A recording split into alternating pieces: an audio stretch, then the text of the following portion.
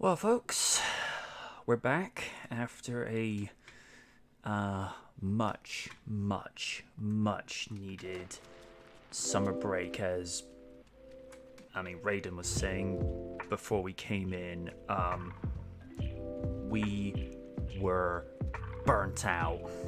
Um, by the time we got to the beginning of May, so people. We also appreciate the fact you've been extremely patient, but it's not SKL if we're not late, so it is what it is. Hi to Dan. He's just saying, hang on, really should look at the SKL. It's great to hear from you again, as it is great to hear from you, Dan. I'm going to go through a small little piece that I've written before we get going. Summer 2023. I think it's safe to say that this year's summer was not what we were expecting. From the current cost of living situation rising and to what I like to refer to as blunt force humidity, being able to do anything this year has been challenging. As Sir Stephen can appreciate, when we did streams last year, during last year's summer in between seasons for SKL, some nights were just unbearable in terms of the heat. Especially during night one of my birthday stream weekend last year, in which the X-Bone shut down twice due to the extreme heat. Also the humidity, probably. Yes. Mind you, that was also the same weekend I first discovered X-Nuclear Shark. Awesome lady, keep doing what you're doing and you'll hit 10k followers before long. In my downtime for this year, Real Features was done for the summer, as like with Game Night, I was not going to do production work with that heat. A year later, I know better. So I partook in hobbyist photography and just taking pictures of landscape, wildlife, and the occasional picture of the moon, which I will also show for posterity. Oh, hang on. Would actually help if I put it into the correct piece. And I'll also show people... Why am I putting it in there for? It's weird. Hang on. Sorry, folks. Me having a derp moment. It's okay, MJ. And for context, folks, that's on a Zoom with my bridge camera, just so Dan can see as well.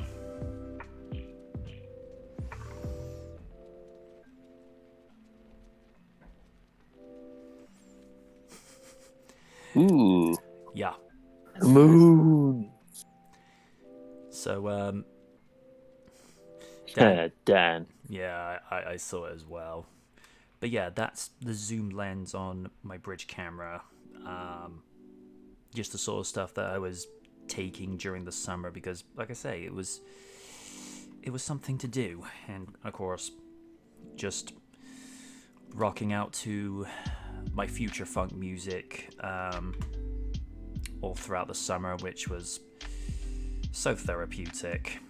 That and catching up on my anime viewing on HIDIVE and Blu-ray has been rewarding as I got through the first season of The Rising of the Shield Hero and Farming Life and Farming Life in Another World, both of which have good writing, stellar vocal casts, and good for rewatch value. I mean, Farming Life in Another World is essentially slice of life, but with fantasy elements involving high elves, inferno wolves, demon spiders, vampires, angels, and a guy who's been given a second chance at life, but he's basically set on a different world where this world now has 2 moons, if you can make sense of that, and he's basically teaching that world, some of the recipes from curry, braised meat. He's even inventing miso and soy sauce for them. It's one of those. It's almost like it has a very sort of everyday feel, but it makes it interesting. And probably most of the stuff that he's actually teaching them is probably something that could be taught in IRL as well. Mm. And there's this one point because it starts out just as him, just setting up a small farming site for himself. But it very slowly progresses to where he meets Lulusi, who's a vampire princess who's also a mage that has the ability to, when I say transform herself, I don't mean she becomes like a monster or anything like that. No.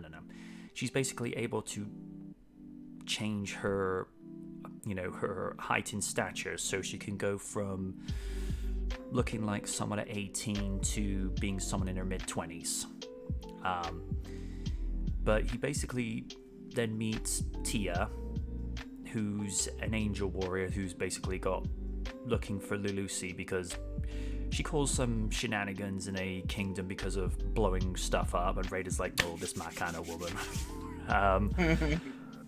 And they eventually just sort of end up moving in with Hideko and his Inferno wolves that he thinks are dogs, but, he's looking after them. And eventually he starts getting all these other girls in, ranging from high elves to other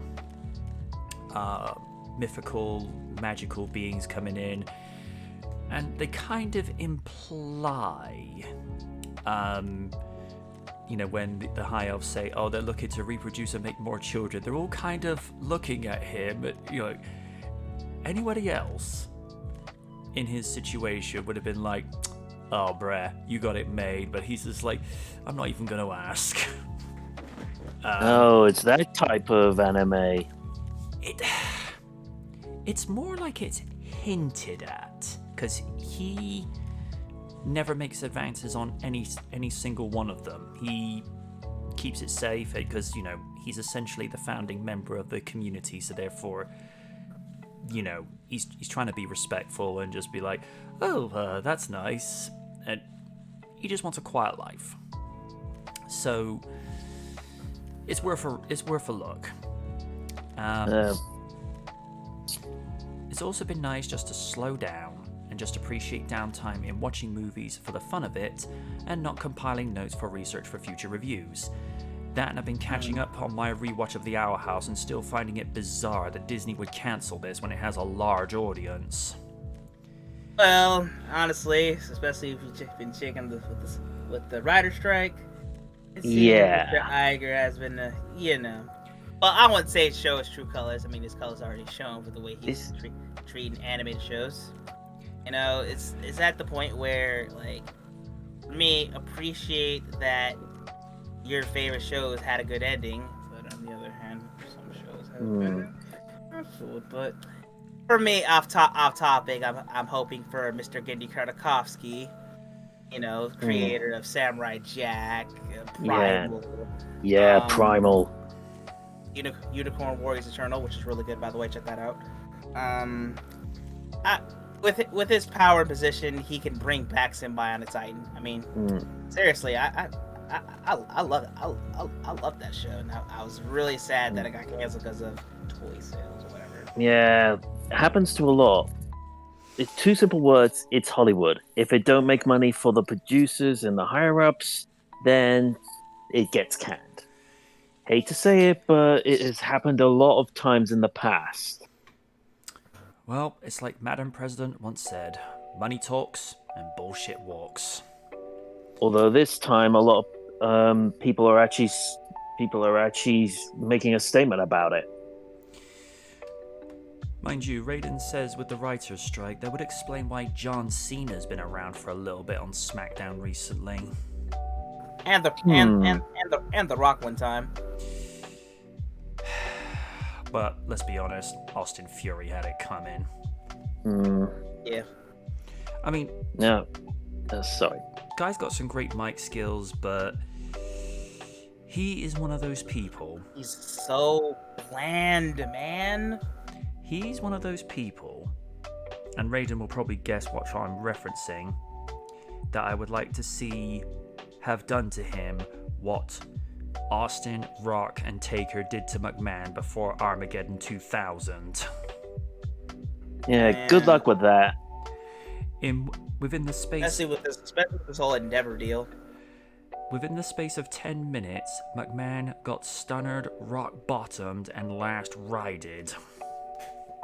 And there's me thinking years later, couldn't have happened to a nicer guy. Shame they can't do that to him nowadays. Oh, these days he'd probably break him. Because to be fair to the man, he is in great shape for his age. But here's the thing about the human anatomy: the more distinguished and higher up you go in life in terms of age, the longer it takes you to recover. I mean, especially when the man's just recovering from spine surgery. Yeah. Yeah. Dan has a question relating to WWE. He asks, "What are your thoughts on the recent things going on?" Well, I did hear that Riddle got let go. I don't know the circumstances surrounding that. Mulligan with that guy, because oh boy, personal life. Woo! Oh dear. Yeah. Less said the better. I won't even ask. Point taken. He's done. It gets nasty. Okay. With regards to the firings, some of it may be due to controversial stuff.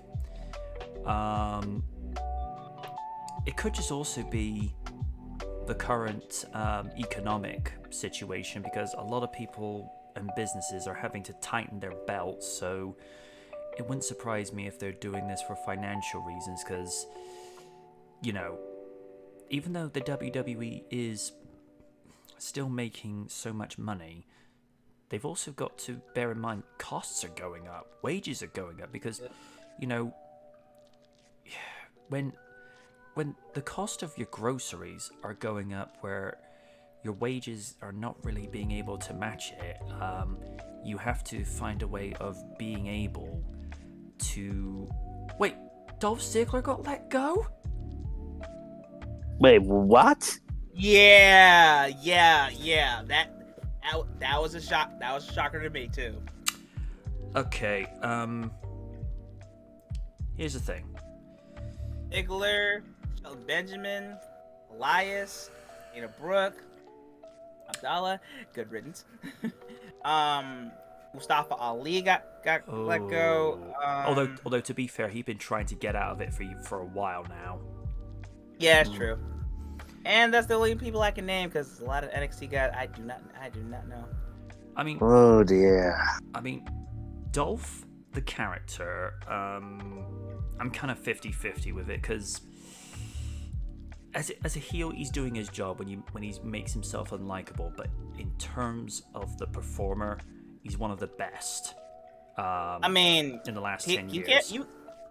for me, you cannot forget about, I think, the night after WrestleMania 29, and when you heard his music, People and went nuts. we had the briefcase at the time. Yeah, people were happy that he got the world title. It's unfortunate because kind of concussion, and you know when you have like injury like that, you don't get the world title anymore. And You know, also, I did hear he got the NXT title, which is like weird.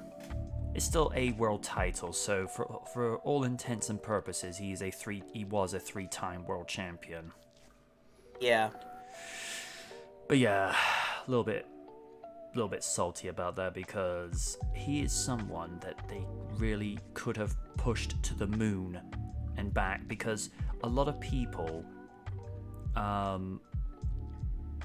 compared him to having that same kind of ring work ethic like Shawn Michaels had, because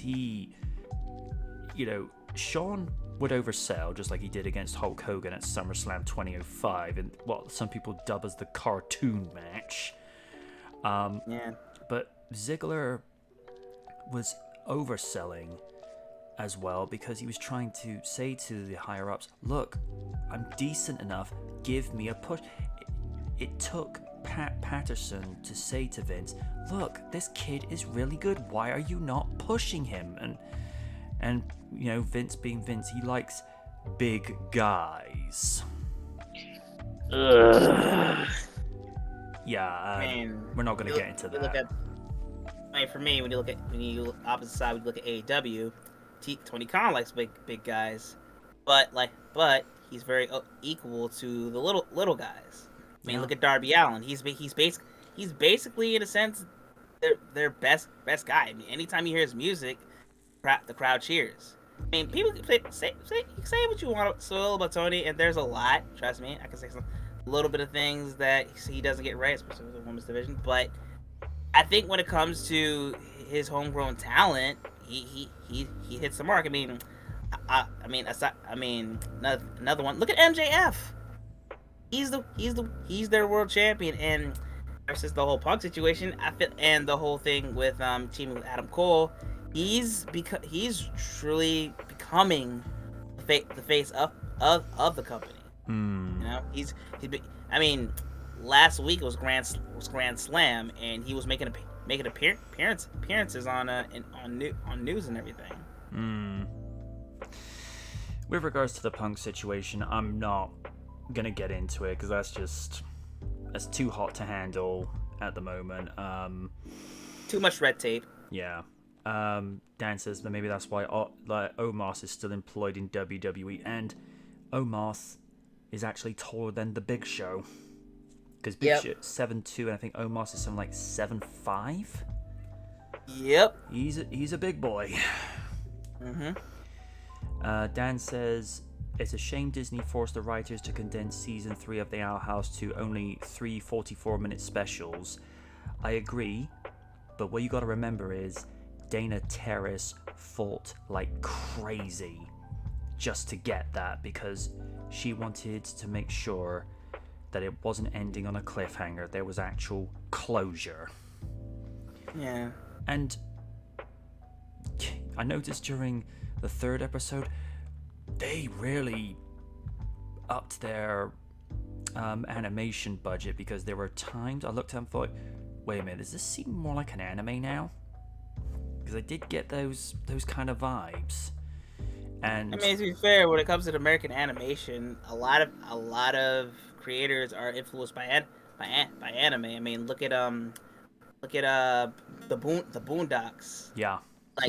Season 2 and 3. Season 3 especially used the animation studio Madhouse. Wow. I know Batman Beyond actually used Madhouse for Return of the Joker. I could and even so. Even things like Avatar: The Last Airbender, that's kind of takes the anime type style. And let's not get started when it comes to the original Teen Titans. We don't talk about Teen Titans Go. That didn't happen. The OG one. I'm gonna be honest. I said OG Teen Titans. Oh. Like I said, I'm gonna be honest with Teen Titans Go. For me, it ain't bad. I've gotten over it, but I already have my fill of like what I need when it comes to Teen Titans. It's there. It's there. A lot of people, particularly with regards to Watching and Dreaming, the reunion of Luce, Ida, and King, that's a tearjerker in the same quality of when we think Luce is saying goodbye to Ida when she's in her Owl Beast form, but it was a tearjerker because it's like you're seeing a family reunite. And I'm hoping. Also, go on. Also off topic. God bless Luce's mom for taking in Amity, Willow, Gus, and Hunter. I felt like when they all showed up in the season 2 finale, and she saw for herself what they all could do, and hearing the stories of what they had all been through, she seemed a little bit more open to what Luce was trying to do. And You know, it takes a bigger person to admit when they've made a mistake and when they tried changing someone when they should have.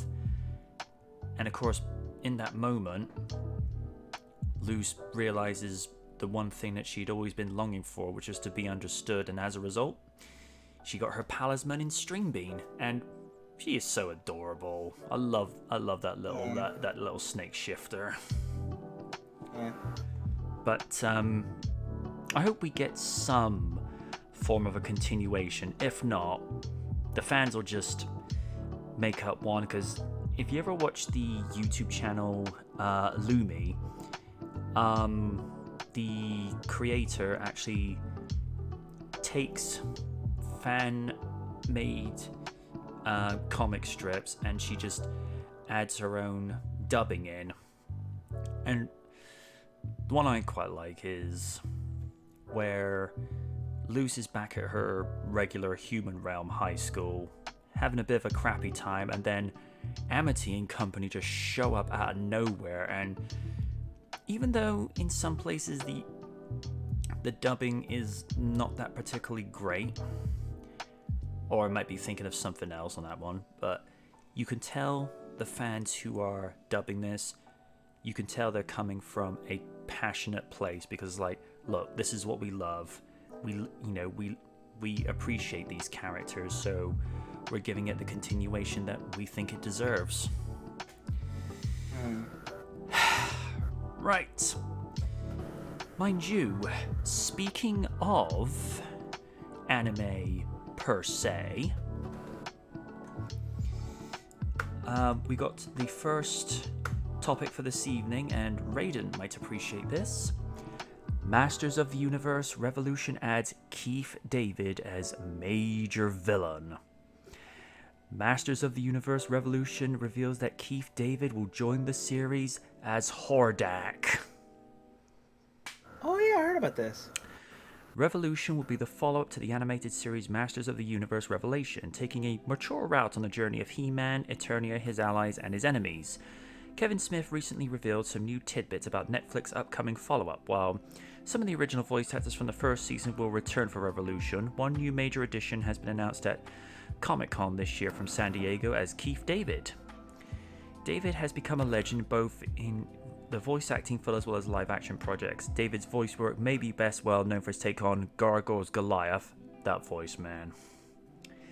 The Princess and the Frog's Dr. Facilier. That character. Underrated Disney villain. Very. Hell, Yes.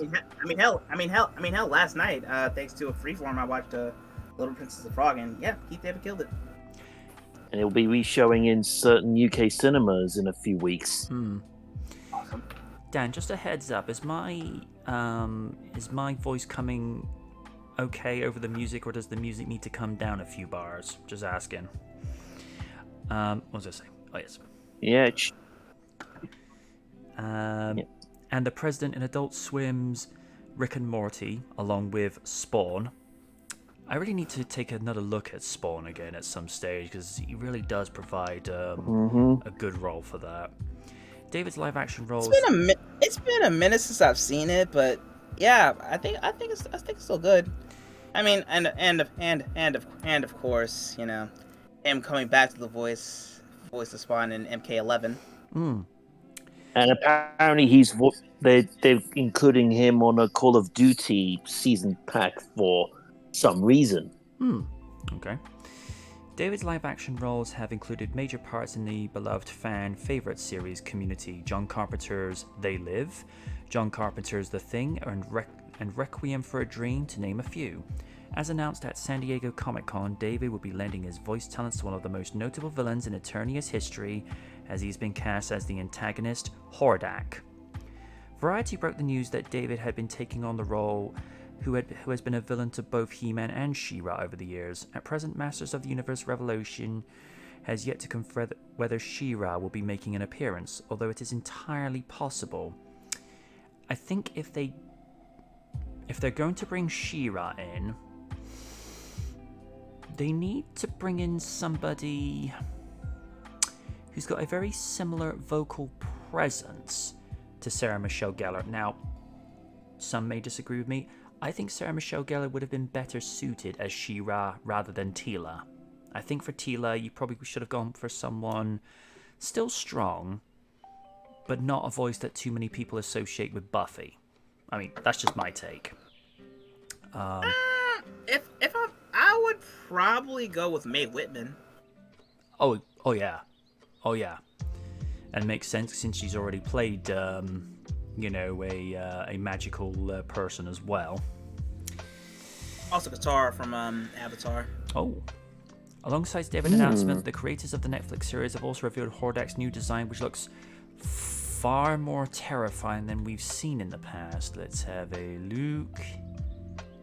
Oh, wow. Whoa. Ugh. Now that is terrifying. Let Raiden see. Yeah, there's a tad bit gruesome, and it's staying more or less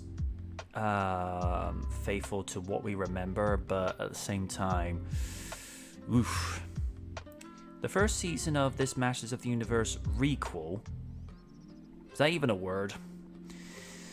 Saw He-Man and Skeletor. I don't know. Saw He-Man and Skeletor dying in the first episode, while both were eventually resurrected as heroes and villains alike teamed up to rediscover Eternia's magic. The world was changed forever thanks to this series. In the post-credits, it was hinted that a new technological threat was facing Castle Grayskull in the future.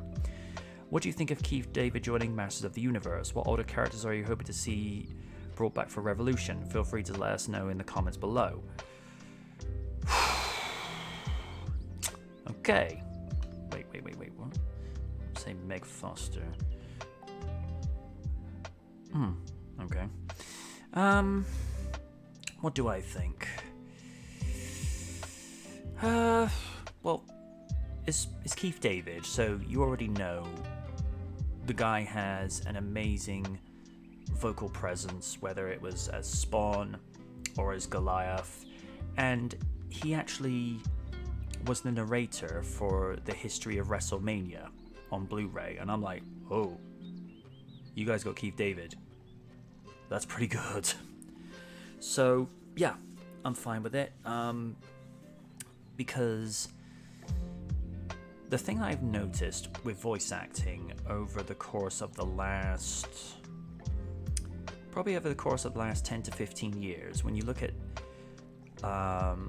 things like Batman the Animated Series, Spider-Man, Gargoyles, they pretty much set the standard back in the day of like, yeah, animation's great, but the voice acting needs to be there where, the voice actors are making you believe in what they're selling with the story. And I think it's the same with voice acting now. It's what Andrea Romano refers to as a voice with a character. Like, they're not trying purposely to make cartoon voices. They're trying to act it out as a radio play, or just to act it out as you would probably see in, say, Avengers Endgame or The Dark Knight, but they're taking that level of voice delivery but putting it into animated form. And particularly when you look at anime in the last 15 years, I mean, the quality, not just in the quality of the animation for anime has risen tenfold, but so has the voice acting. I mean, you look at things like, I've seen bits and pieces of Spy Family because Dan keeps asking. I try to get around to it, Dan, but I am busy most of the time. It's not like I'm purposely avoiding it. You look at things like Vampire in the Garden, Call of the Night, Farming Life in Another World, as I just mentioned, Rising of the Shield Hero. Voice acting has really stepped up its game. I mean, if you look at the original Slayers that ADV did the dubbing for in the mid-90s, that's a similar sort of thing where the voice really helps to sell what they're looking to do. And Spice and Wolf, really naturalistic voice acting. When you listen to conversations between Lawrence and Holo, which, by the way, Holo is just is just an absolute delightful troll when she wants to be, because she'll say some things where she's very insightful, and then you see her when she's just purposely trolling Lawrence to where he's like, why am I doing this for you again? But it's that type of dynamic that makes for really good, engaging stories, and particularly with the voice work that they did for Revelation, ignore the generic persona they made Teela adopt. I know you're not a fan of that in particular, Raiden, but everyone sold their role in spades, and of course of Mark Hamill, he oversold it, because I'm hearing him as Skeletor, and it's like, dude, if you don't say in an outtake, oh, Betsy, why are we not in Gotham City instead of Eternia? He had to have done that as an outtake. Because the fact you had the late Kevin Conroy, as well as Merman, and I'm saying this as is, trying to be, objectively respectful. Because at the time when this aired, Conroy was still alive. I'm hearing it and I'm like, oh, hey, Bats. Because at the time, and we've said this so often, Steve, till we're blue in the face, there are times you could hear it in his voice, like he's phoning this in. But from what we understood, what Warner Brothers were doing at the time, they weren't giving him the material where he would put his A game into it. Yeah. I mean, knowing that now, I have a very different perspective to it. But it's just at that time, it's just like, ugh, here we go again. It'd be like... Well, go on. That's the thing. You can have a good voice actor, but if they're stuck with a director or a writer or a combination of the two, where it just doesn't give the best performance you can, it will affect how you see the product. Yes. And Dan's saying something similar here too. Gonna be honest, I don't like Mark Hamill as Skeletor. It doesn't sound enough like Skeletor to me. Too much Ozai in his take, not quite hammy enough. But yeah. Long story short, we know the credibility that Keith David has as a voice actor. I say bring it. To our own Master of the Universe, Master Raiden, your thoughts? I mean, okay, before that, I'm gonna be completely honest. After the first season of Revelation, I wanted nothing to do with the show. But then, like a year prior, I finally checked out the second. And I gotta say, Kevin finally got it. I bet he saw the criticism and he just fixed it. And honestly, for what it's worth, I thought it was really good. And honestly, by the way, Evelyn is Darkland. I pre-ordered that figure. I have it somewhere. I have it somewhere displayed. It's great. And let me say, I know she's cartoon, but Darkland, how you doing? But now getting to Keith David as a Hordak, hey, I never have any I have no quarrel with it. Or I always appreciate Keith David for his talents, live action or voice acting. And honestly, yeah, can't wait to see it. Hordak's a very threatening villain, so you gotta get someone who's very established and knows how to give his voice range. So yeah, looking forward to it. Can't wait. Sir Stephen? Perfect choice in casting. I can't deny that. Mm-hmm. Along with a lot of the other members in the show, but I'm still on the fence after season 1. I understand. That just left a horrible taste in my mouth, and it's been part of it. Me wants to do it, but the majority of me is like saying no. I'm conflicted about it, to say the least. I feel ya. I mean, for me, like I said, I think I took a year after watching it, and it's like, some times passed. I was like, fuck it, let me see it, and I was like, I was pleasantly surprised. So maybe that could happen to you, because I don't know. After that last thing, I was like, okay, we're getting somewhere. So we'll see where it goes. All right. And in terms of voice acting in general, sorry. Go on. I'm finding that it's not just in animation that you can find good voice work, but it's now more prevalent than ever in video games. What with the performances in Spider-Man 2018, along with the God of War Norse duology. I'm sorry to keep bringing it back to that, but I just love those games to pieces. I know, it's all good, bro. It's all good. You'll have our passion. It's the same reason. Also, it's the same Freya, reason why how are you I love, doing? Of course, for me, it's the same way why I just keep praising Across Spider-Verse and its voice direction. Like for me, like Daniel Kaluuya as Spider-Punk was one of the highlights, and he just proved to be like the unsung hero that Miles didn't know he needed. And consider that on the end of year panel. Yep. As a topic. Oh God, we're gonna go crazy on that topic.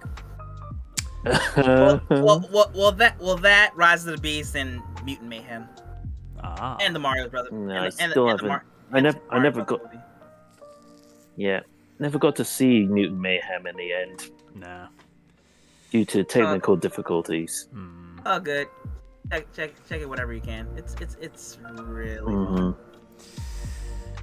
Right, gentlemen, you have a choice now. You have the choice of Fallen Kingdoms 5th Anniversary Retrospective Dominion, or Mystery Opener for Season 20 of Real Features. Ooh, mystery. I'll go for mystery. Alrighty, let me chill the beat with the lo-fi a second. Now I'm having to do this via Daily Motion because YouTube. Of course, it's got to be YouTube. Well, For me, I'm on the laptop, so I don't have to deal with freaking ads and shit. okay. Alright. Right, let me know when you're both ready. Alright, hold on. Sure. Yeah, just bringing it up on the app. Alright, let me get to hold on for a bit. Like I say, I had to do this via Daily Motion because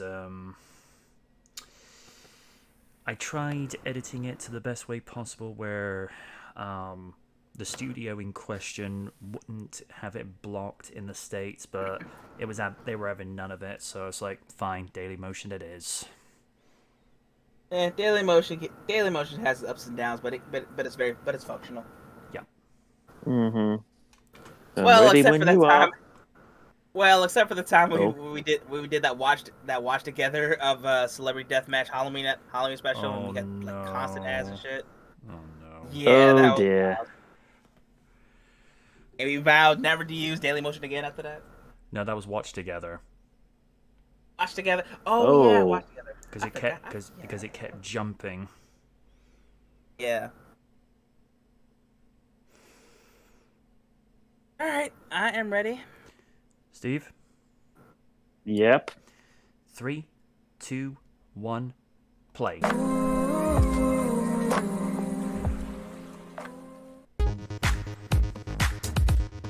Getting better with your logos. Thank you. It's September, and this is going to be the first of 80s month. And there's only one place to start.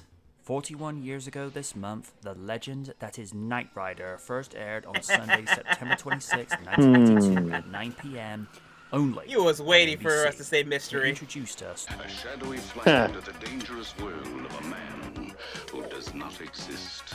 Those legendary words narrated by the late Richard Basehart as Wilton Knight would set the tone of what would become a main staple on television for 4 years, airing the adventures of Michael Knight and his partner in KITT, a 1982 Pontiac Firebird Trans Am with an artificially intelligent computer that would allow the car to think, speak, and drive for itself. Glenn Larson was asked by Universal to come up with a premise of a computer car after the episode on BJ and the Bear, where the protagonists were tasked with retrieving a car with a supercomputer installed in it. I was aware of Knight Rider in the early 90s after I'd fallen off my bike on Sunday, May 3, 1992. Don't ask how I remember these things. I just do. And I saw the end of the pilot after coming back from the hospital that day, but the show never really clicked with me, per se. It was only by chance when the Daily Star in the UK was having a retro weekend promotion in June 2005, whereby a freebie DVD accompanied that particular issue. It had one from 2 shows each.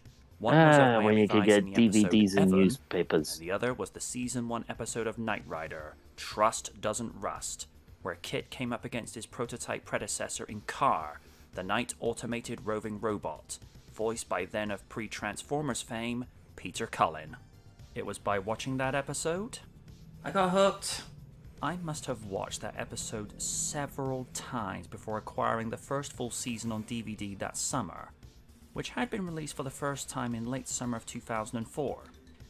Weird thing in the UK, if you went into Virgin Megastore at that time, you'd have to pay £49.99 for the box set.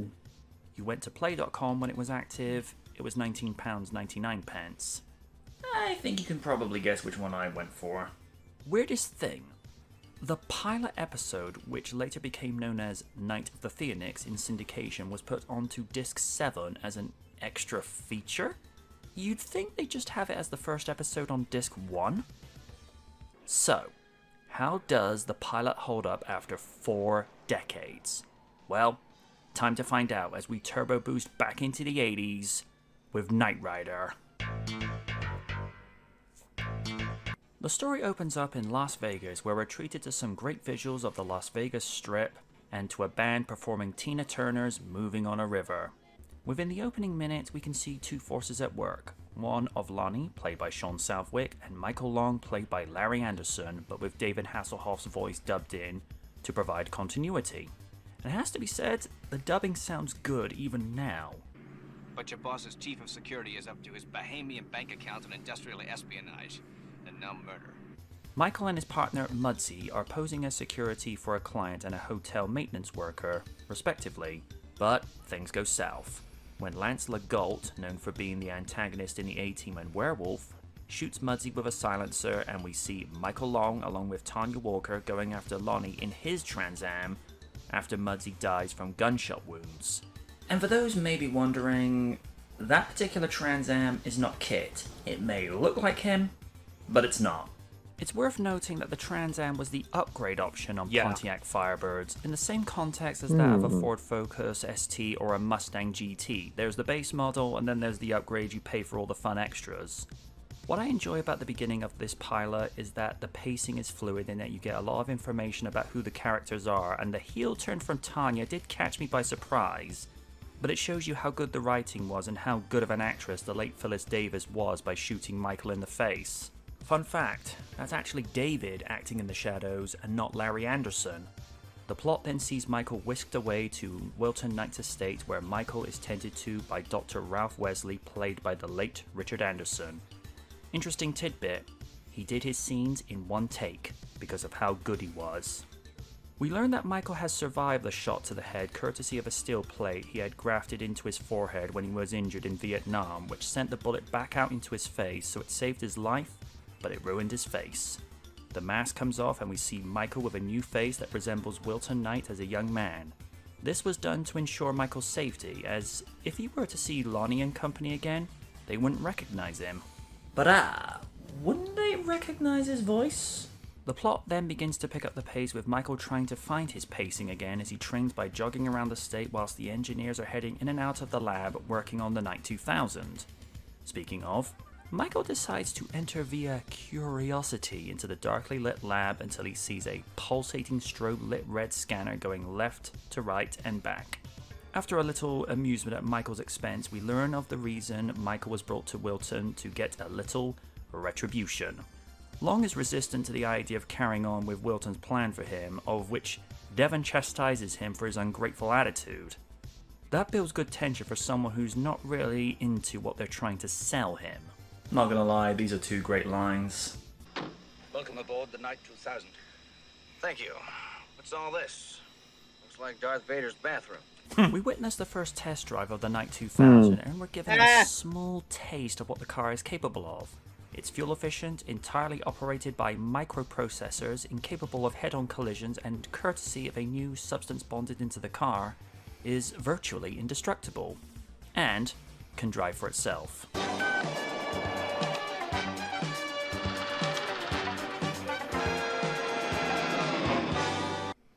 And then comes to the very scene that no Knight Rider fan cannot talk about. The very last words of Wilton Knight. You were spared to lead a great fight. Don't turn away in fear. One man can make a difference. And you are going to be that man. I have to put this out there. You can say what you like about the concept of a talking car with a quirky personality, but this is acting. Tearful scenes where Richard and Edward are just going for it. Portraying a frail and dying Wilton, with Edward playing Devon, watching helplessly as his longtime friend is slipping from this world, and the music really helps to add emotional weight to this scene. Then we come to see Michael in his legendary attire of navy blue jeans, cowboy boots, red turtleneck shirt, and black leather jacket as he looks to go after some revenge. We learn that it's not just a new face Wilton had given Michael, but credit cards, driver's license, and a new identity. No longer Michael Arthur Long. He is now Michael Knight. You know, what you're about to hear is a very good comeback. Good work. Yeah, it went right through the side of my trailer. Have you been drinking? Not yet, but I plan on it. The thing that I love about episodes TV movies like this is they knew how to build the suspension and tension, combined with the score, and to see the satisfying payoff with Kit turbo boosting over the truck.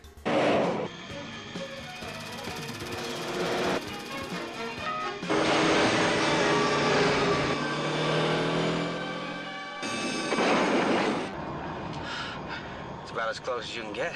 Tell me about it. But that's actually a good retort. Also, it does make me question why didn't they just turbo boost over Goliath in Season 2? It would have spared us from this sad image. Oof. The femme fatale in Tanya decided to challenge Kit's bulletproof window and, probably in her last few moments, understood the meaning of hubris. And then we see what became the legendary ending to the first half of Season 1, with Kit cruising down the Californian desert highway, and I swear these words send a chill down my spine to this very day. One man can make a difference, Michael. Michael Knight, a lone crusader in a dangerous world. The world of the Knight Rider. That is Knight Rider. One man can make a difference. You can make a difference in your own life, and you can make a difference in someone else's life. And I believe in those words to this day. The role that launched a soap actor into superstardom. David had gotten wind that the studio wanted to screen test him for Knight Rider. He said, "What's Knight Rider? A show about a talking car." "Oh!" Send a script over. He asked to have the script sent to him, and he believes to this day that the script was glowing. This was heaven sent to him. He was very hungry for the role. Glenn Larson knew he had his star when David added a personal touch at the end of his screen test by patting the car door and saying, "Thanks, buddy. That's what we needed." What really sells David's performance as Knight is that it's a very honest portrayal of a man that had been betrayed by someone he had been protecting and seemingly left for dead. David has often said that the show had the three elements that made him a success, which is heart, humor, and action. And as Michael, he's able to deliver those elements in spades. He has his humorous elements, like just outside of The Rising Sun. Social gathering places where alcoholic beverages are consumed in quantity can create an environment in which indiscretion becomes commonplace. Just remember, this is business, not pleasure. You're about as much fun as a divorce, which is not a bad idea. I want custody of me. You know, I should have gotten rid of you before I turned you on. Now I can't shut you up. Oh. Fun fact, could have been Don Johnson as Michael Knight. Had David not met the NBC president at the time, Brandon Tartikoff, on a plane ride, who convinced the studio to let him screen test for Knight Rider. The late Edward Mohair was ideally cast as the For those director wondering, of the he played Foundation Alistair for Smythe's Law and father. Government, seeing to it that his legacy was Oh. having Wilton Knight's last wish fulfilled. Edward is able to carry across a range of emotions, from awkward moments, Does it strike you that there's an uncanny resemblance between this young fellow and you as a young man? My imagination, I suppose. confronting Michael, You've just struck a dying man. and toasting One man's dream. the very character that spurred Michael onto his journey as being that man to help the little guy. Or, as he says it best, Michael Knight, a young loner on a crusade to champion the cause of the innocent, the helpless, the powerless, in a world of criminals who operate above the law. his narration of the intro would continue into its fourth season after his death in 1984. There are actors who have been the one true voice of many characters. Lorenzo Music is the best Yup. portrayal of Garfield, Damn James Earl right. Jones as Darth Vader, Peter Cullen as Optimus Prime, Jaleel White as Sonic the Oh, Hedgehog, yeah. and Christopher Daniel Barnes as Spider-Man. Yep. William is perfect as Kit. He had the right contrasting tone as the voice of the Knight Industries 2000's microprocessor, KITT for easy reference, or Kit if you prefer. I say contrasting because whereas Hasselhoff's Michael Knight was all about going in all guns blazing, Kit would be the voice of logic and reason. Daniels does a great job at being childlike to Michael and wanted to do all he could to meet his needs despite Knight being resistant to the idea of a car that talks back to him. The two have great chemistry and seemingly start to bond after Michael had been wounded via gunshot. We aren't speaking. At least I know you're all right. Then you really do care. Yeah, I care, but don't tell anybody, okay? Okay. The two would bicker throughout the first season before they would start to act more like friends in season 2 onwards. My only major critique, not on Daniel's part, more of the writing, is that Kit could have been given more dialogue to work with. This is something that would be improved upon as the series progressed. The late Phyllis gives a spectacular performance as someone who seems well-meaning to begin with, but then the heel turn comes right away just as you're getting to know her and you know she's not above double-crossing and industrial espionage and murder. She has a very cold demeanor which is complemented by her sultry tone in her voice that suits the character. It's a new black Trans Am with a California license lettering Knight. Pamela plays a small role as the implied love interest as Maggie, trying to gain information for what had happened to her husband after he'd been found dead at the wheel supposedly drinking. Shoop is not given a lot to work with the screen time she has, but she makes the most of it into making Maggie a character to root for. She would make another appearance in the show 3 years later as another character, Marta, in the season 4 opener, Night of the Juggernaut. The late Anderson's role is short, but he makes Dr. Wesley very likable as someone who doesn't say much, but is direct with what little dialogue he has. Edwards is probably the only other antagonist that gets as much attention screen time as Davis. What I like about his performance is his character is down the middle as a heel. He's a neutral moral heel and not annoying. He just gets on with the task at hand in ripping off secrets from electronic companies.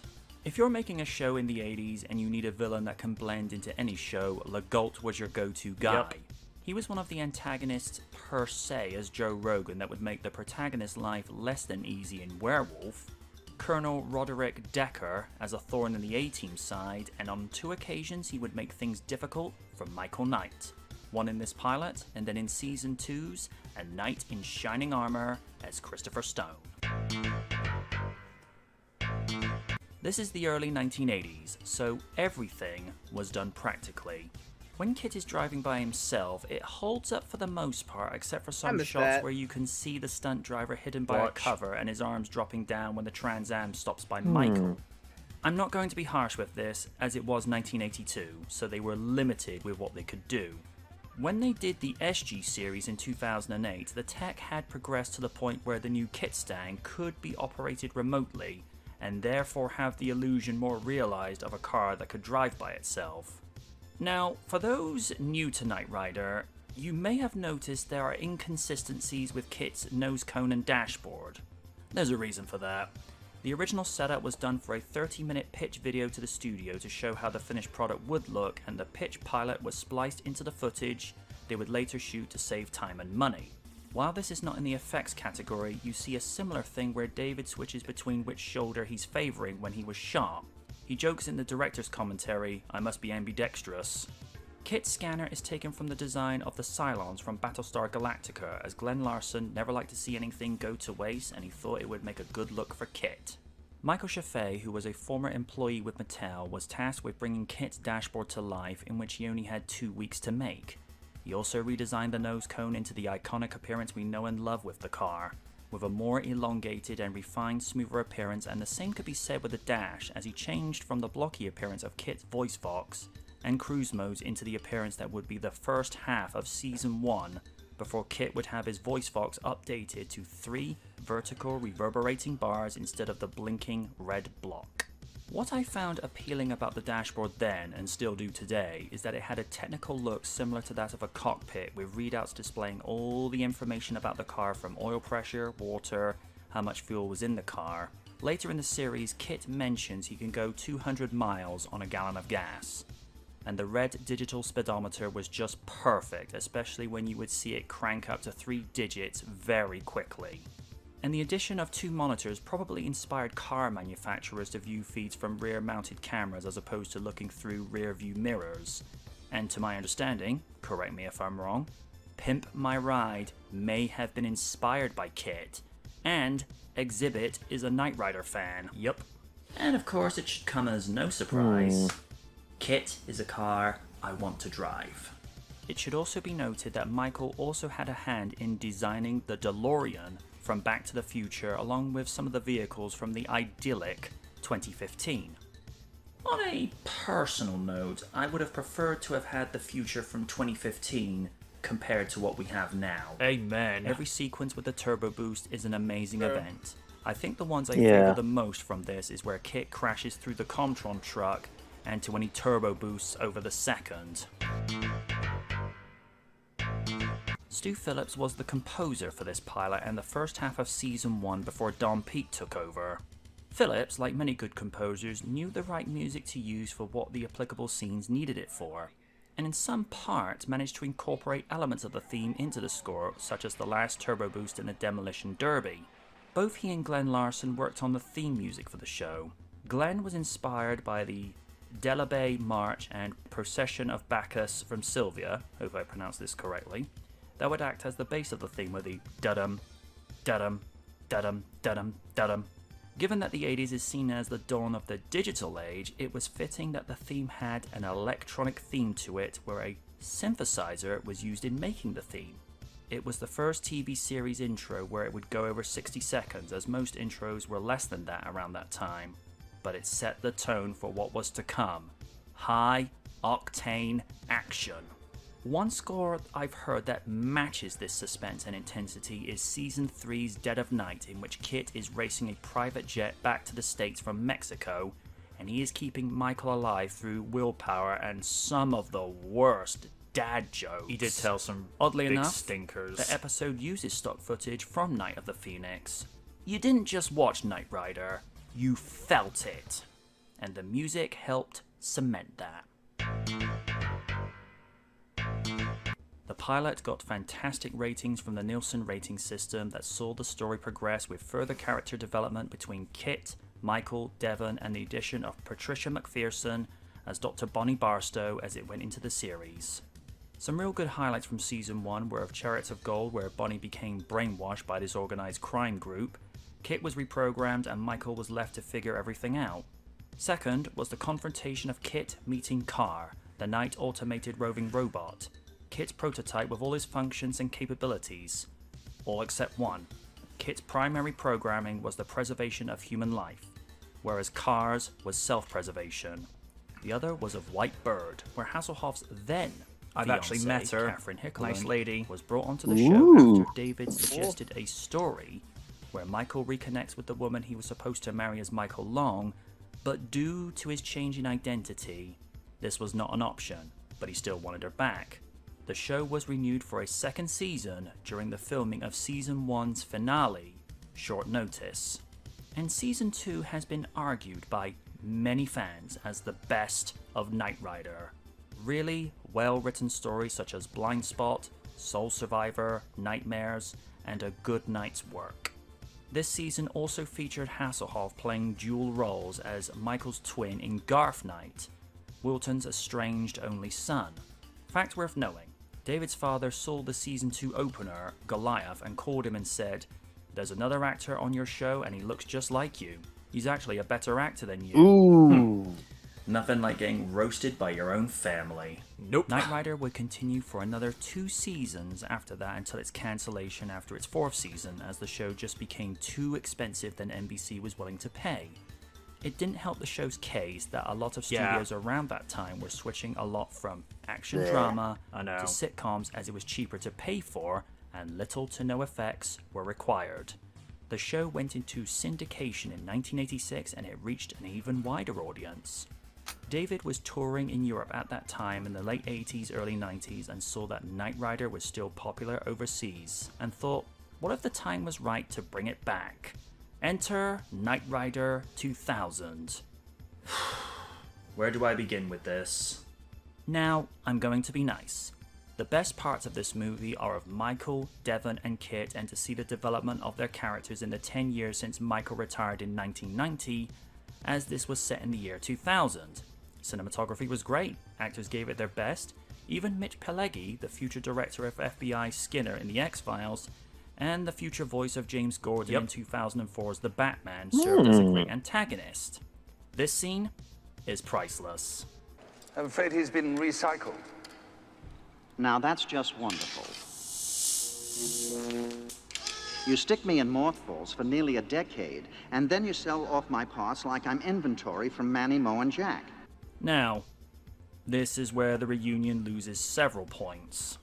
First off, I get that the team that made this couldn't use the Trans Am body for licensing issues, even though there is archive footage in flashbacks. Also, seeing Kit in a they actually 1965 Chevy Bel Air just looks ridiculous. What? Yeah. When he was transferred into the Knight 4000's body, Kift, at least it made sense.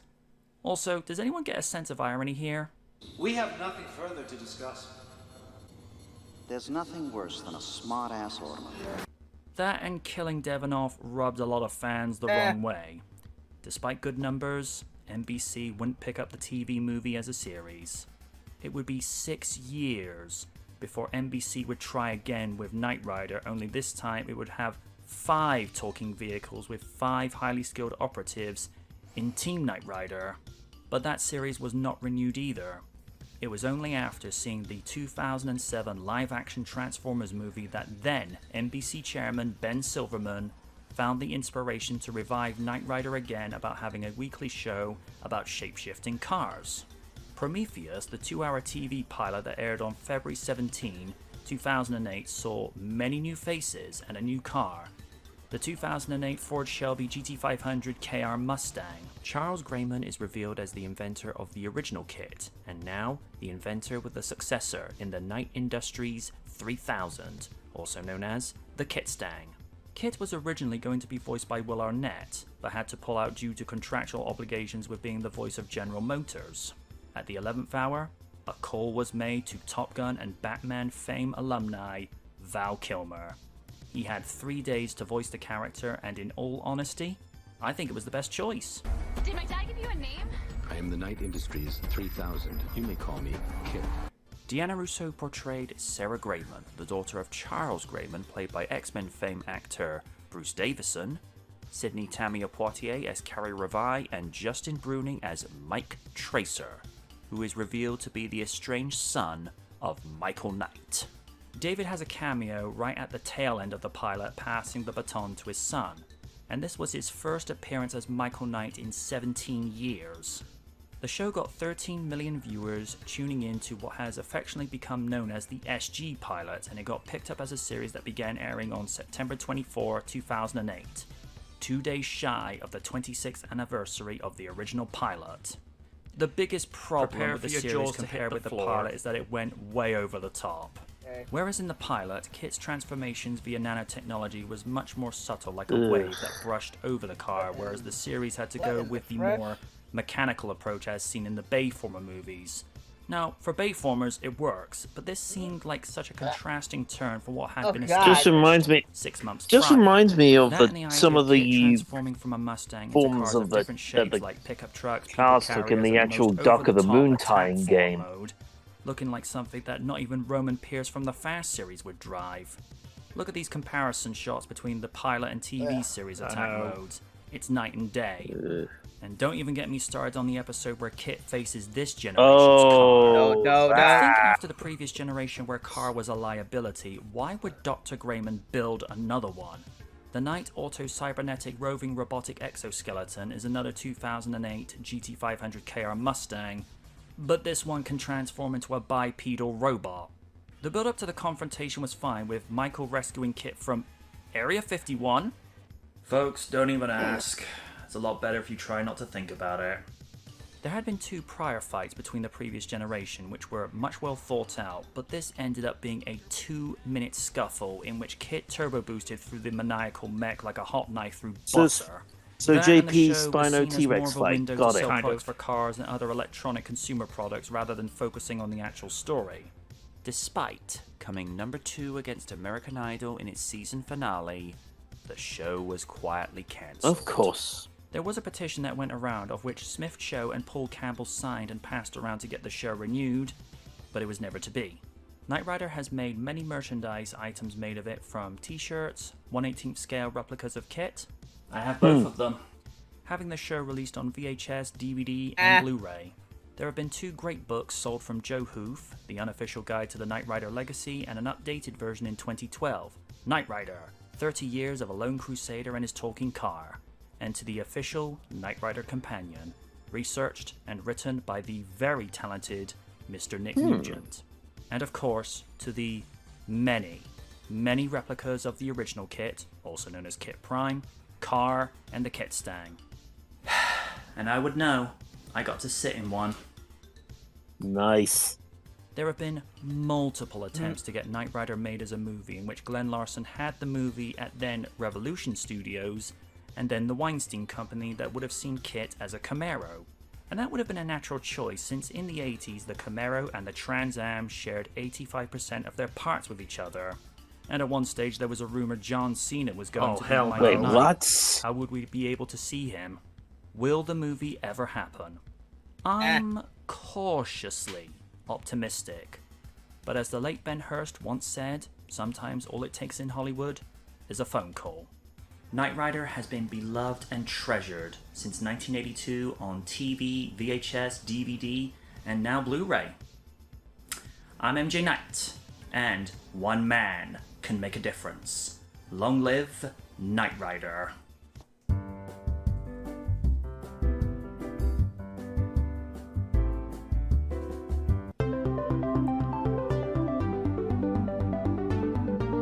Now, when are Transformers going to do a Knight Rider Transformer? They already had that. They had Car. No, I mean a proper one. Point taken. Because heck, they've been doing ones of. They did one of the Back to the Future car, and recently they've done two of the. They've done 2 of the Jurassic Park cars, the Ford Explorer and the Jeep. Yeah, that's true. And it practically screams a crossover toy. I know there's some people on DA that have actually written crossovers where Kit works with the Autobots and Optimus Prime actually ends up pulling the Flag semi. Ah, that sounds awesome.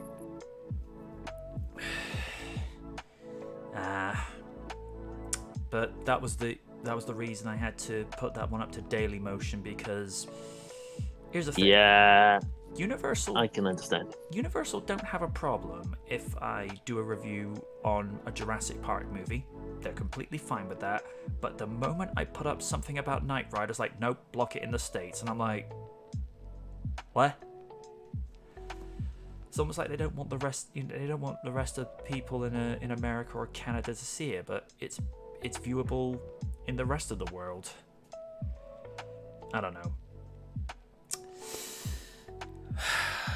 That one took a while, and I am aware there are some slight inconsistencies with the audio, but the problem is, and this is something I'm reviewing on a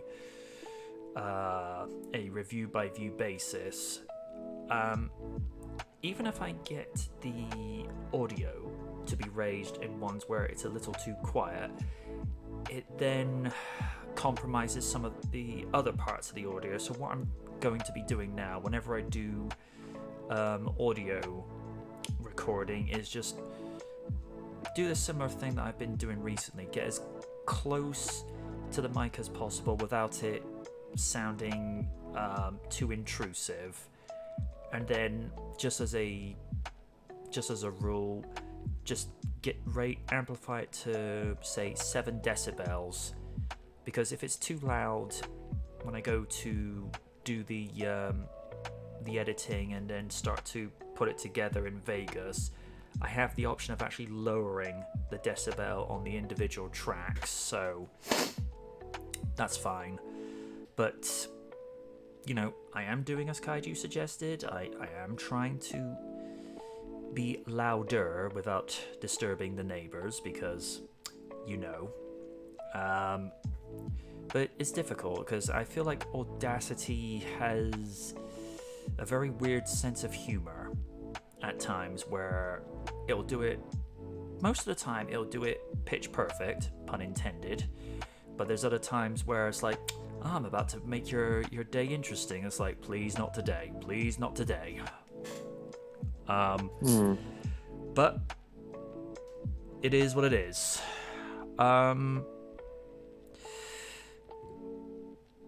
Steve, normally I would ask the usual questions like, what did you think of it when you first saw Knight Rider? But I'm well aware that you didn't watch Knight Rider growing up, so I'll just say thoughts on the review itself.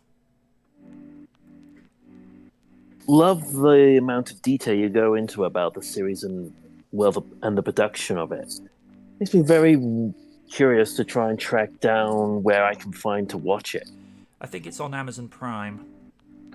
Ooh. Yep. Will I have something to possibly view when I've got a day off then? Yeah, you've got about 4 seasons of it. All I'm going to say is, when you get to the season 4, and it's also the series finale, Voodoo Night, you'll understand why myself and several Knight Rider fans the world over have an absolute disdain for it. Yeah, we don't talk about that episode. If I was to put it this way, in terms of something that Raider can understand, if one of the best Knight Rider episodes is, say, Trust Doesn't Rust or A Good Night's Work, let's say that in the context of that, that's the quality is equivalent to that of Will the Real Slim Shady Please Stand Up? For Raiden, Voodoo Night will be like listening to a bad song by Vanilla Ice.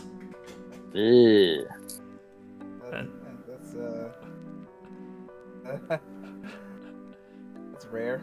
Hey, yo, Raiden, I'm Vanilla Ice. I'm making a comment. Brad, no, you ain't. Yeah, as long as you do another Go Ninja Go song, I'm good. Now that I will give him. That was good.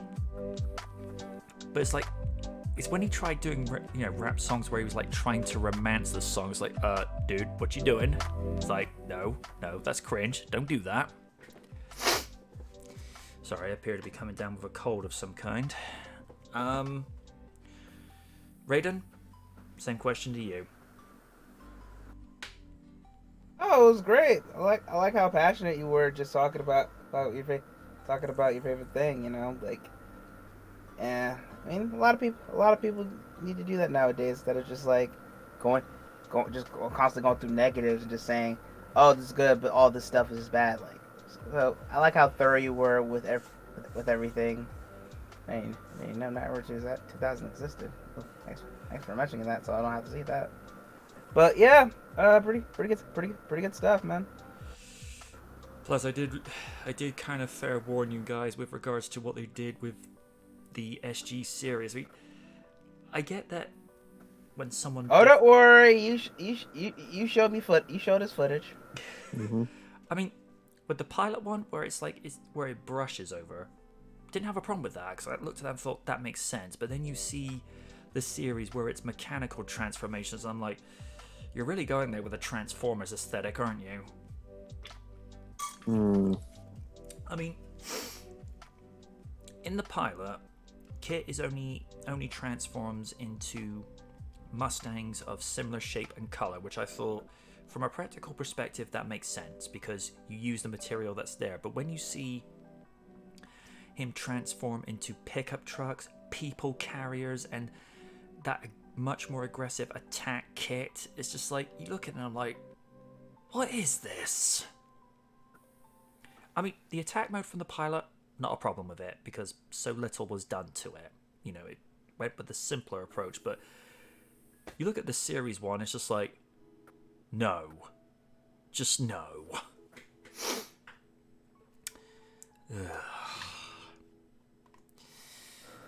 Right. Onto something that YouTube didn't flag. Hang on.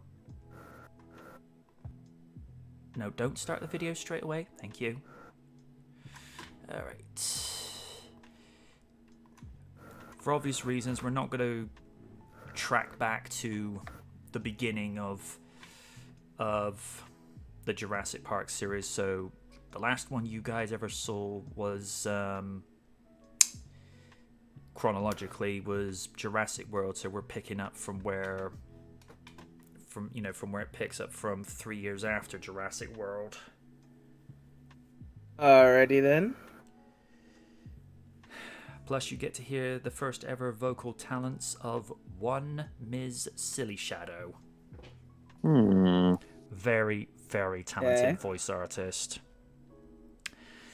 I'm at 0. Yep. Ooh, I should really turn off the lo-fi music, otherwise that's going to get weird. 3, 2, 1, play.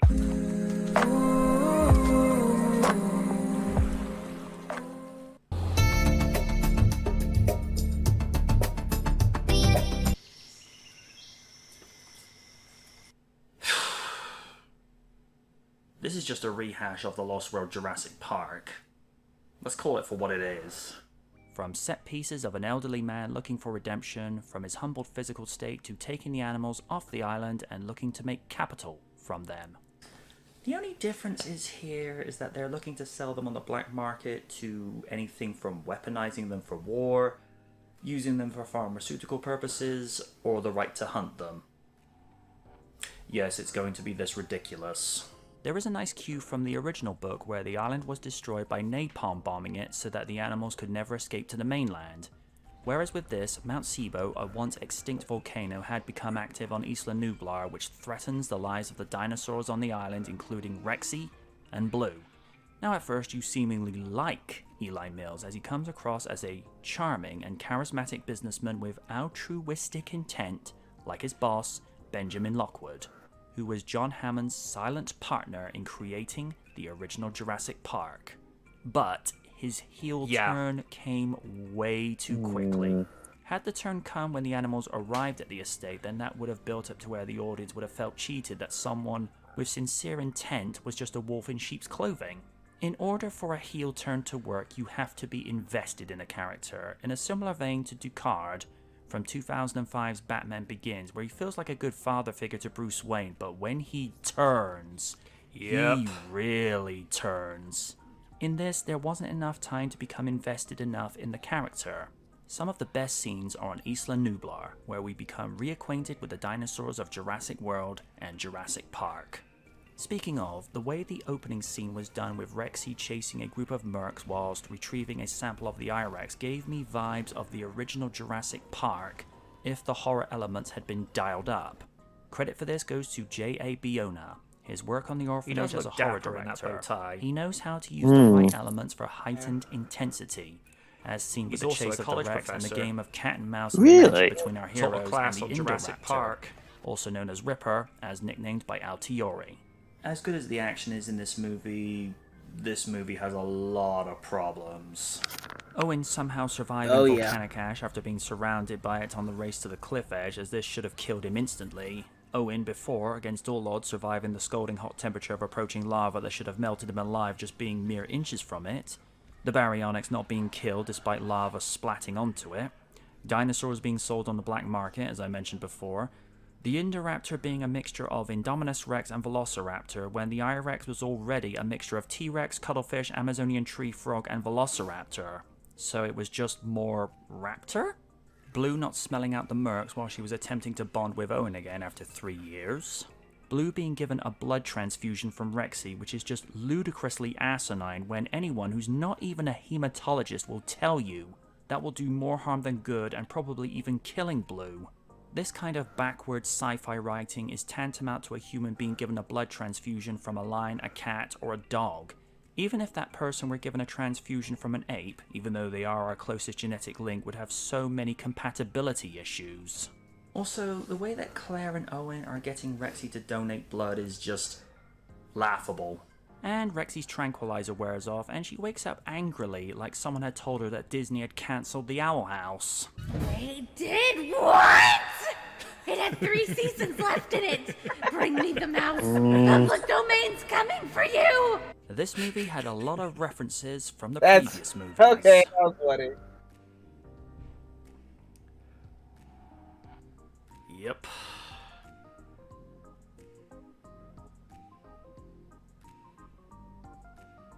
This one is a trivial nitpick, as I've seen from a lot of reviews. Websites note that we see a nod to the original Tor vehicle seemingly left where it fell in the original movie.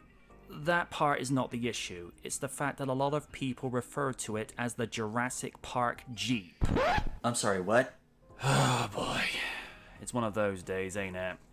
The Jurassic Park Jeep was a 1992 dull white and red striped vehicle, whilst the Tor vehicles were a two-tone green and yellow 1992 also says Ford Explorer on the back. Also, the tear-jerking moment when the original Brachiosaurus that greeted us to Jurassic Park dies in the ash of the volcano as it pleaded to be saved as the boat God, that was a fun. in the scene That was a kick that's in the simply dick, bro. referred to as the death of Jurassic Park. Oh, folks, I'm not gonna lie. That cut deep. Some have asked why the movie was given the subheading Fallen Kingdom. This is my take on it. I think the answer lies in the name itself. The park represented the kingdom. It got trashed courtesy of corporate greed and the I-Rex in the previous outing, and the volcano has laid further waste to the island. Ergo, Fallen Kingdom. And then we come to the subject of Macy Lockwood. Oh, I can see why this was controversial. Oh, there's a can Human of cloning worms. has long been a taboo subject in science, politics, and religion, as it's seen as going against nature. Yeah, we're in a movie where dinosaurs have been genetically recreated. That FX train left the station decades ago.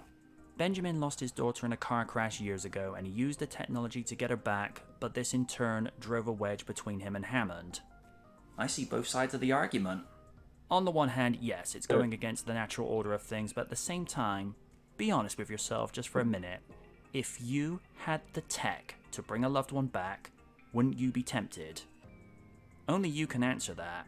The idea of acquiring Blue to use her DNA as the next genetic iteration of the Indoraptor did make sense, as Owen had proved with the Raptor Squad that they can be trained to follow human commands, and Blue's genetics would allow Ripper's successor to be more compliant. Speaking of Ripper, this dinosaur is a sociopathic asshole. From stalking Macy to smiling while playing possum in front of Wheatley. Are you serious? When did we go from Jurassic Park to Looney Tunes? All that's missing is a snarky quip. There it is. For all the absurd angles I give this movie, I will give credit where credit is due. The brief fight between Blue and Ripper was decent, with the Looney Tune raptor being impaled upon the Triceratops skeleton horns. And then of course we come to another moral dilemma for our heroes. Save the dinosaurs from the poison gas, or spare humanity a situation it's not ready for. Claire grudgingly chooses not to, but then Macy opens the floodgates for all the world's problems later to come. I get her point of view. She knows how precious life is, and she is connected with them through her grandfather's legacy, and she spared them as she saw herself in them. And then we come to Mills getting his just desserts, with Rexy probably getting dessert after feeding on the goat earlier. For crying out loud, Goatee always gets it. And in true classic Jurassic Park style, Rexy signs off giving her final thoughts. Owl House for life! That bit I agree with at least. Along with Rexy smashing the IREX sample as a means of the producers saying, yeah, we get it, no more hybrids. We end the movie as we began it, with Ian Malcolm appearing for the first time since The Lost World, outlining the fundamental moral implications of what would happen if the dinosaurs got onto the mainland, with him being proven right. These creatures were here before us. And if we're not careful, they're going to be here after. After a long look back, this movie has a ton of problems that just goes against what the original Jurassic Park stood for. There are some saving graces. Some. Chris built upon his initial performance from the first Jurassic World in the lengths he was willing to go to get Blue rescued off the island, and he seemed right at home on Isla Nublar, looking for her. I like how her character became more altruistic and conscience-driven in wanting to save as many dinosaurs as possible before Mount Sibo would erupt, and you feel Claire's anger and disgust in being betrayed by Mills. If you had heard this actor's voice without seeing his face, you'd be forgiven for thinking that it was Ryan Reynolds, as there are large similarities in their pitch and cadence. The British actor does a decent job in appearing as altruistic before he does a very premature heel turn in looking to sell the dinosaurs in a black market auction for military and pharmaceutical applications. From Knight Rider to Babe and playing the first live-action Captain George Stacy in Spider-Man 3. The veteran actor plays a good, sympathetic role in a man looking for redemption in a similar vein to Richard Attenborough's John Hammond in 97's The Lost World. Cromwell really shows the remorse of a man that drove a wedge between him and Hammond for using the technology to resurrect his daughter that got killed in a car crash. I see, his last name is Webb because he's a nerd. Really, movie? Smith's role is small as the former IT technician to Jurassic World, and he plays his part well until they have him playing up exaggerated stereotypes of squeamish nerds. Pineda has snarky charm, wit, kinda like a certain rogue I know. She plays a former Marine that's a paleo-veterinarian. She has great interactions with Bryce, Chris, but the whole bratty antagonistic angle between Zia and Franklin does get old real fast. That was like 40 seconds, you're getting better. You gotta stop letting your mom shop for you. You don't need to insult me every time someone Dude, I'm a doctor, not a telemarketer. What is your job again? You plug in cords, right? It's actually more important than it sounds. Whether it's a face or a heel, this guy is just flat out unlikable. Someone can be cocky and charismatic as long as it's done subtly. Whereas this character's charm is about as subtle as a car wreck, especially the way he interacts with Danielle Pineda's Zia. I'm not here to help you reset the food chain, so take your own damn samples. What a nasty woman. I will give Toby this, he makes ever so unlikable that you don't feel bad for him when Ripper lays waste to him. Isabella reminds me of the childhood innocence as seen in Ariana Richards and Joseph Mazzello. This was her first respectively, acting from role. the original Jurassic Park. Really? As someone Yep. who just has a love for life and dinosaurs and has several questions about her late mother, and by extension, herself, when she learns she is in fact a clone. Goldblum's coffee break appearances at the beginning and end are brief, but it was so wonderful for him to return for the first time since The Lost World, and the man has not missed a step. Nope. Seeing him converse at the Senate like 1997 was yesterday. His mannerisms, cadence, and performance were all in character. This movie featured a lot of practical animatronics, probably for the first time since 2001's Jurassic Park 3. This adds a lot of credible authenticity from the cast performance, as they're not having to use their imagination to a VFX creation that wouldn't be put in until post-production. Fact worth knowing, this movie provided continuity for the first time between CG and practical models, as the animatronic model of Rexy was 3D printed from the CG model of her, so that there's symmetry in not really being able to tell the difference between one and another. One thing that some fans and critics criticized this movie for was the lack of blood and gore when Ripper bit off Wheatley's arm in the cage. Okay. If this was a rated R flick, heck, even an 18 rated movie, then okay, you would be valid in making that critique. But this is a PG-13 movie, so the movie would not have been able to retain that rating if they upped the gore factor. And besides, if you want a violent, bloody dinosaur movie, then check out Roger Corman's Carnosaur. That's, of course, you're okay with human females being impregnated with dinosaur eggs. Oh, you think I'm kidding? What? So, I get the argument, but it just seems asinine to make that assessment when they want to market this movie to families who have 12-year youngs and above. Yeah.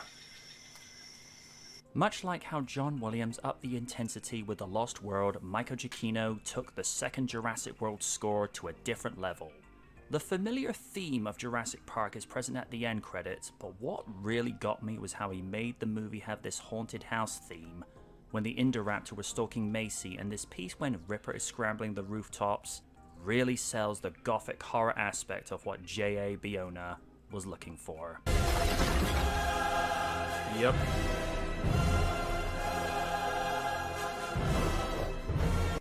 Like I mentioned earlier, one of the most gut-wrenching moments was the death of the original Brachiosaurus as she was pleading to be saved at the harbor, and the score really pulled on the heartstrings at the death of this gentle giant. Oh, god damn it, no! Flashbacks, bro! There were some really touching moments in seeing camcorder footage of Owen with Blue as an infant and how he was bonding with her, and to the reuniting at the end where the Velociraptor allowed her pack leader to pet her. Blue, come with me.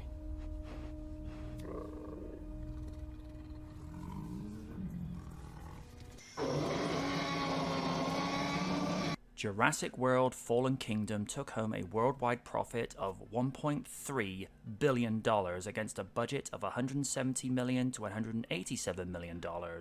Put in 5 years of inflation, and Fallen Kingdom's take-home profit would now be $1.5 billion. Variety's Owen Gleiberman called the film better than the first Jurassic World, but wrote, "Fallen Kingdom ends up being just a so-so ride. I hope the next one is an all-out ride, but that for the first time since Spielberg's 1993 original, it's actually a great one. The audience for this series has proved that it will turn out in megadroves."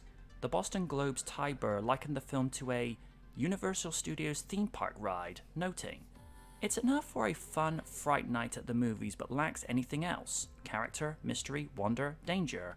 The film's a rush for an audience that only wants the high." Peter Travers of Rolling Stone said, "This sequel has the perfunctory vibes that comes from filmmakers who cynically believe that the public will buy anything T-Rex related, no matter how shoddy the goods or warmed over the plot." Sam Mekovec of Ars Technica called the film a B-movie consisting of a 6th grade sketchbook mash of dino murder, cartoonish villains, and plot holes. the movie would be followed up with 2022's Jurassic World Dominion, concluding the Jurassic World trilogy. Well, folks, depending on whom you speak to, the movie has been enjoyed since 2018 on DVD, Blu-ray, and 4K. I'm MJ Knight, and this was Jurassic World Fallen Kingdom.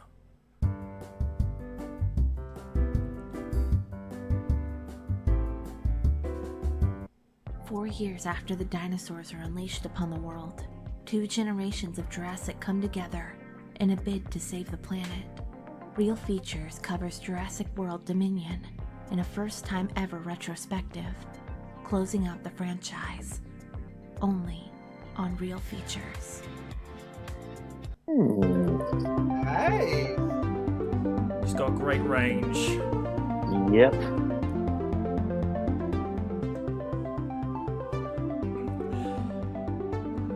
It's worth noting, if you hire her on Fiverr, she will say up to 250 words, provided it's safe for work, for $5.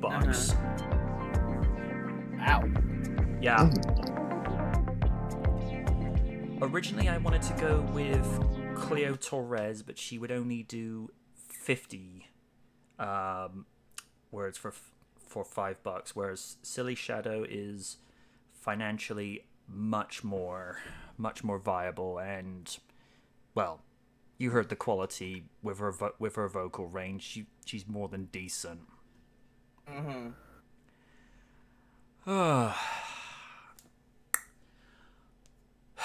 Well, now I can ask the usual format questions. Steve, thoughts on Fallen Kingdom when it first came out 5 years ago? Thoughts on it now? Thoughts on the review? This is going to be a difficult one. I think when it first came out, I thought it was an okay movie. Had a lot of horror elements in there. In retrospective, there's now a lot of glaring problems in, and one of the plot points that was revealed in this movie overall ended up being retconned later on, which just kind of makes that whole reveal in this movie just moot, which was it just makes me ask why. Yeah. Oh no, I totally agree. And in terms of the Indoraptor, there is rumors going around that could be involved in the next Jurassic animated series. Whether that remains to be seen, who knows? Because we do know that the authorities did investigate the Lockwood Manor after the whole incident in Fallen Kingdom, and the I-Rex body. Not I-Rex. Indoraptor's body was still there. Whether it was taken by the authorities or some other people wanting to do dinosaur experiments, who can say that? But it does leave it open for a possible Indoraptor clone to return, in whatever shape or form it might be. Yeah. The only thing that really got my attention was the idea of dinosaurs being reintroduced into the world. Yeah. That was a good cliffhanger. Yep. Because and whether you could put that as a metaphor for climate and all that other things, you can have a debate about that all itself. Yeah. But in terms of the movie, that works.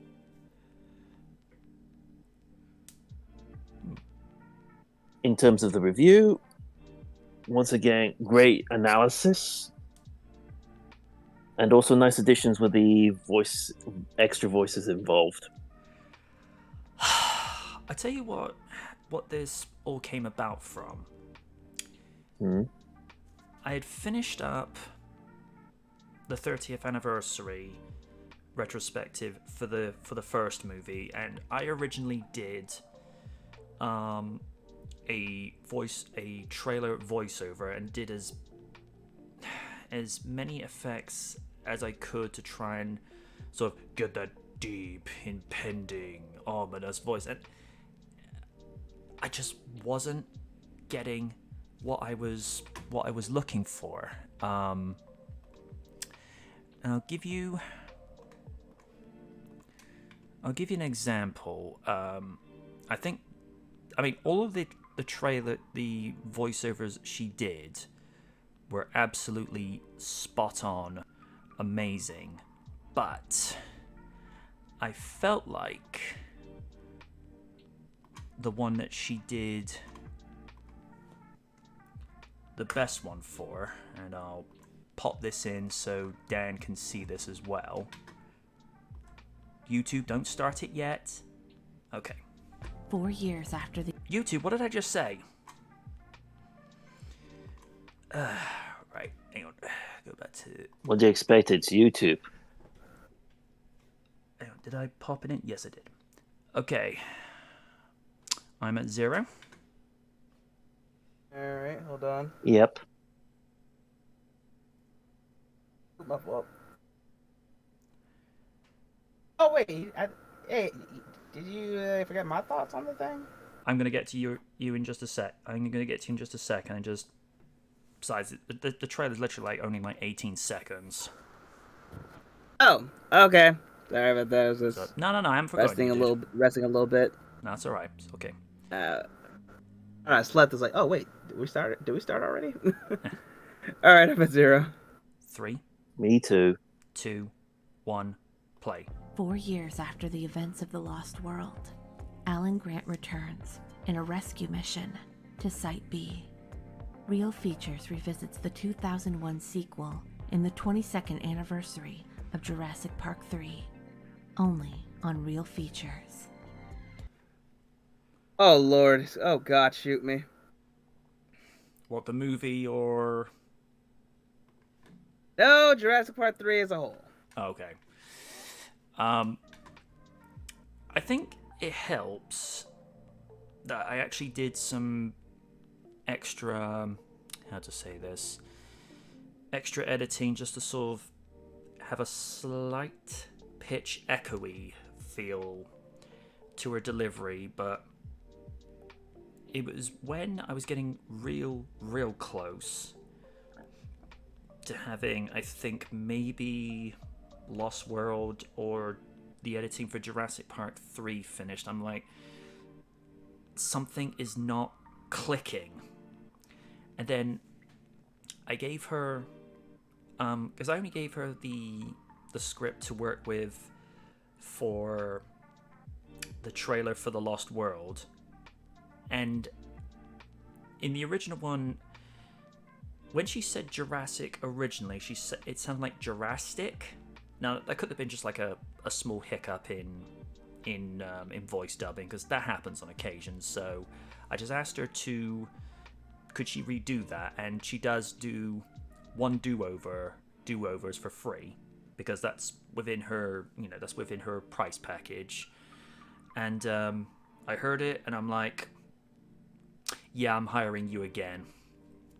So what I tend to do now, whenever I've got like a list of movies I'm going to be reviewing, instead of, say, paying $5 for, say, only 31 words, I get to a point where I've got maybe a script of voiceover trailer lines for, say, 3 to 4 movies, and I get that all done rather than paying, say, $5 a time for, for minimal, so that I'm actually saving money that way. And the way I was trying to get her to voice Rexy, I had an image in my head of, what if Ida from the Owl House voiced Rexy? And I'm like, oh, I've got ideas. But then she did it that way, the way it came out, and I'm like, no, that's absolutely fine the way it is. And it's just this idea of Rexy being an avid fan of the Owl House. It's just like, yeah, I'll ship that.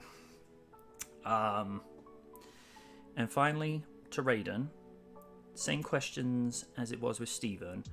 thoughts on Fallen Kingdom when it originally came out, what do you think of it now, and thoughts on the review?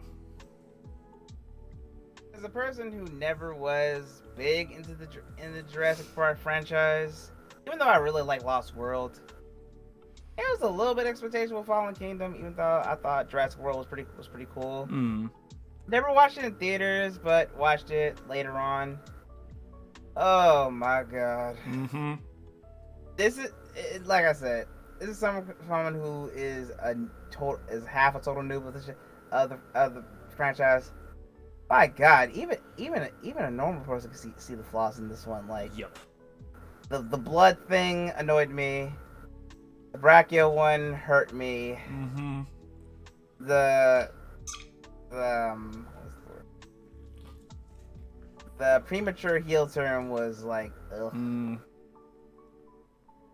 Yeah, this whole movie for me was just like Mulligan. You know? Yeah, basically.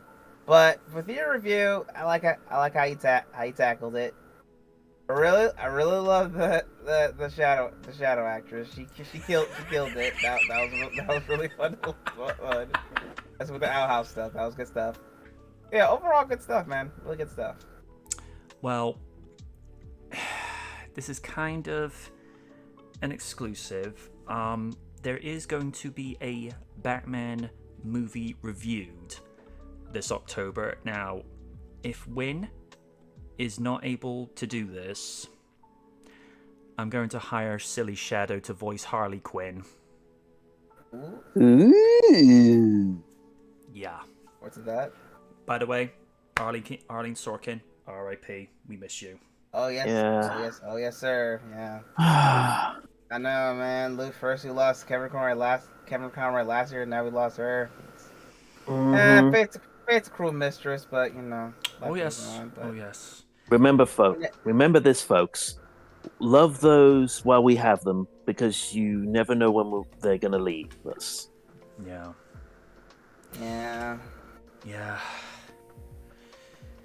And since the sad part is we lost two OGs of legendary characters. One was Lisa Loring of original Wednesday of the Addams Family, then Arlene Sorkin, just basically the lifeblood of Harley Quinn. Yeah.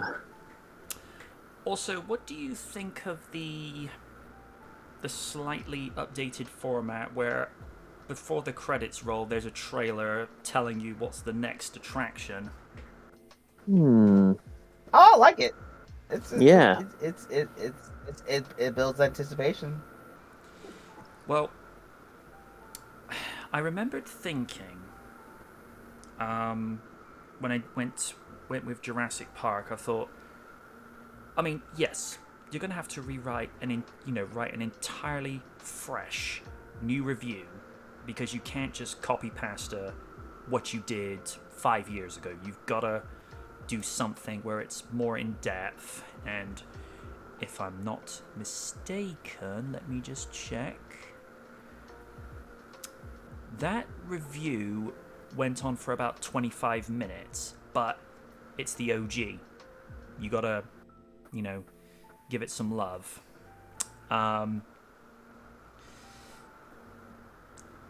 I do say something in the Lost World review where I call out some bullshit saying, how did the Tyrannosaurs get over to the trailer without being heard? Because I remember Double Toasted bringing this up in the Battle of Big Rock reviews, like, what is it with these teleporting dinosaurs? And I make the point of saying, showing in a picture, the Buck calling the Enterprise D, can you teleport me over? Because I'm like, actually, let me just find that real quick. Hang on, there we go. Season 19. Let's see. Media. Please tell me.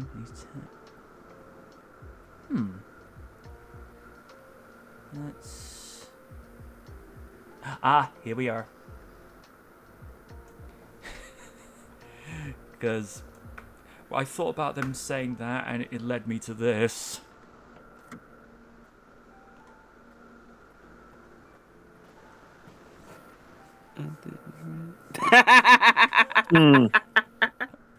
That's funny.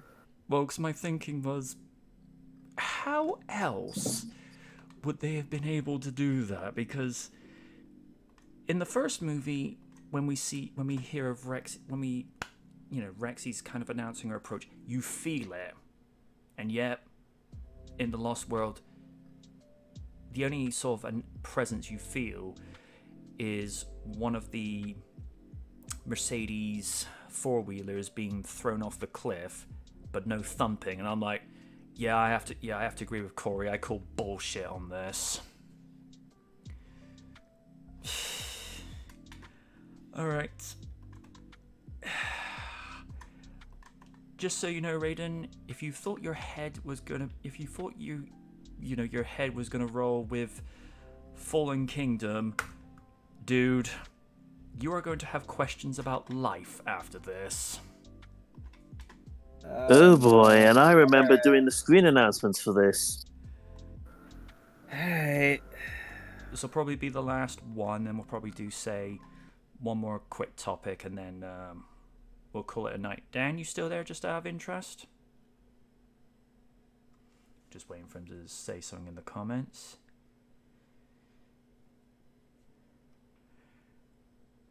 Let's just get his attention. Dan, Raiden's about to go on a car ride with Elman to Heath Slater's house. Wait, what? Oh, no. Ooh, Heath Slater, hello. Well, it could be worse. What, only trying to go to Mickey James's house, and then Liz is like, he's doing what? No, me showing Kit more Nightmare Fuel art. Like Crypto from Destroy All Humans wearing a Sailor Scout outfit. Let's not. Oh, God. Oh, God. No. Oh, God. I actually got that, though. I will give that. Oh, my God. I will give that one YouTuber couple credit. I forget their names, but they do a lot of react videos to SSJ's 2009's channel. The fact he had the manliness to do this with a straight face, to wear the Sailor Moon costume with the wig, I'm like, hey, it's like, that took guts to do that, sir. Bravo. You'd be like, I ain't doing it though. Yeah. It's not the first time I've seen characters wearing Sailor Moon outfits. I mean, there was one even for Godzilla. Oh. Although some people have actually drawn Android 18 wearing the Sailor Moon outfit. I'm like, I am weirdly intrigued. 2 words, MJ. It's the internet. Yes. Anything can happen in the next half hour. Damn right. All right. I'm at 0. Me too. I'm here. 3, 2, 1, play.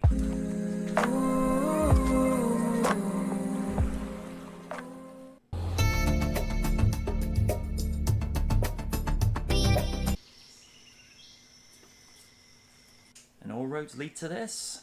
The journey began on Friday, June 11, 1993, and it culminated on Friday, June 10, 2022. We have seen through the near 30 years this franchise has been in existence how it paved the way to the advancement in visual effects and transforming practical effects in telling a compelling cautionary tale of what happens when man tampers with nature. And yet, with each sequel, the writing couldn't quite match the original. I appreciate that you have to compete with other studios in order to garner continued interest in your IP, but at the same time, you don't need to follow trends when your OG movie was a trend setter. Now, the subject of today's review and the final entry in this retrospective series of the Jurassic Park movie franchise, Jurassic World 3 Dominion, has the chance to answer the question of whether it can match the magic of the original. Will it? Time to find out as we experience Dominion. The biggest problem with this sequel is that we were led under the false pretense that this would look at the global situation of dinosaurs living among us. They touch upon it Missed too opportunity. briefly, seeing footage from Battle at Big Rock with pterodactyls nesting in a metropolitan city, and to seeing animal, fish, and wildlife chasing Rexy through the Californian forest, interrupting a drive-in movie performance. I will give some credit to the movie. In the extended cut, the prologue, where we see life on Earth during the Cretaceous period and essentially an origin story for Rexy, with her Cretaceous ancestor losing a battle with her life in a very similar fashion to how the adolescent Rex in Jurassic Park 3 was snuffed out about as quick as Morbius's run at the box office. Not sorry. And to see where it all began with this lone mosquito that fed off the prehistoric Rexy before the animal's life left her body was very poignant. I really don't understand why Trevorrow thought it was a good idea to have Biosyn recreate Cretaceous locusts instead of dealing with mankind coexisting with dinosaurs globally. That would have been a far more compelling and rewatchable movie experience. I was pleased that Rexy stamping on the remains of the I-Rex was the end of the hybrid dinosaurs. That I will give credibility. The Giganotosaurus, I'm kind of at odds with. It's pretty much been an established precedent since Jurassic Park 3 that there has to be a super dinosaur in each movie. From the Spinosaurus in 2001's Jurassic Park 3, the Indominus Rex in 2015's Jurassic World, as a formidable foe to Rexy, marking her first appearance since Jurassic Park, to Blue taking out the sociopathic Ripper the Indoraptor in Fallen Kingdom, and to the Giga that Colin Trevorrow compared to the Joker. I swear, if you ask, no. do you know how I got these scars? I'm gonna have a moment. All that's missing is for the Giga to have the Joker Please, makeup no. and the illusion is complete. Now, we were led to believe that Macy was genetically recreated from her mother after she died in a car accident. Well, not according to this movie. Macy's mother, Charlotte, impregnated herself. Continuity with is her not an own afterthought, DNA. guys. What? Yeah. This is where it gets more convoluted. Yeah. Charlotte changed Macy's DNA so that she wouldn't inherit the disease that eventually killed her. Okay, folks, I'm just gonna call this spade for spade. At this point, recreating dinosaurs genetically looks more scientifically plausible than the pseudo-science nonsense in this movie. I mean, come on, this is the kind of thing that belongs in a movie script from the asylum. I will give a small scientific credit. Blue was engineered with a monitor lizard that has the ability to reproduce asexually, so that at the very least makes sense. Also very similar to Godzilla 98. Wu believes Macy and Beta's DNA, Blue's daughter, hold the key to synthesizing a new strain of DNA that will stop the locusts ravaging crops that aren't Biosyn and saving the planet as a result. I'll give the writing this. At least we see Okay. someone trying to atone and make amends for what they did. Nani? At the beginning and middle, we see Rexy How do you being get at odds with insects a from prehistoric Giga people? and the modern-day genetically Don't ask. recreated counterpart. And on both occasions, the Tyrannosaurs fared less than favorably. And even in this situation, it seems like she bit off more than she could chew, even with the Therizinosaurus stepping in. Now you'd think that Rexy is down and out, right? You gonna let him get away with that? Finish him. Had this been written in the same realistic writing of the original Jurassic Park, we would not have seen Rexy teaming up with the Therizinosaurus. This is the problem with the modern Jurassic Park movies compared to the original trilogy. It's too much like the Bayformers and less like the original movies, where they're grounded in a naturalistic setting. And the ending is so contrived, where the message of dealing with the global dinosaur situation is that we have to learn to coexist with them. I'm sorry, what? I think if they had expanded on the idea from no. Fallen Kingdom and taking them to a this is the sanctuary same that was bullshit I separated hear from the from world God- of from people, Godzilla King of in the which the animals Monsters. could live in peace as nature intended, would have been a far better ending than letting them Yeah, run the only free in thing the there world is has that the undoubtedly Titans are already gigantic. upset the natural order of things. Yeah. One saving grace is that the Tyrannosaurs remained in the Biosyn Valley that was separate from everywhere else, which also included the T-Rex family from Isla Sorna in the Buck and Doe. Where Junior was remains to be seen. While this movie is not the worst, it's still light years away from the majesty of the original Jurassic Park. Which, given the current writing of modern Hollywood, I don't know if we'll ever see anything akin to the solid writing of that movie again. Because Especially heaven at the moment. forbid, we could actually have something that would be an evolution of that timeless classic, and not a devolution that's basically Transformers meets dinosaurs. That you got Dinobots It's for that. interesting to see Owen go from the badass, happy-go-lucky mold to being a father figure, but still carrying himself with the same charm and charisma as we've seen him over the previous 2 movies. This character has gone on an amazing evolution from being a bossy park general manager to being a dinosaur advocate to being a surrogate mother to Macy after the events of Fallen Kingdom, and the length she would go to get her back. Claire is a true mother, and Bryce demonstrates through her performance that a mother's love is real, regardless of whether a child is yours biologically or being a surrogate mother. Isabella does a great job at playing a frustrated adolescent Macy at not being able to explore the world and having many unanswered questions about her mother and, by extension, herself. I really felt like he was brought on for the sake of, even though I have torn apart Jurassic Park 3 till there's nothing left, at least he made that movie somewhat salvageable. Here, he's not really given anything useful to do. He almost feels like a background character. Of all the returning Jurassic Park No, you cast, don't do that she and to Jeff have all the best Sam material. Neill. Laura shows where Ellie is in life and how she intends to restore the balance, and she plays off Sam like 2001 was yesterday.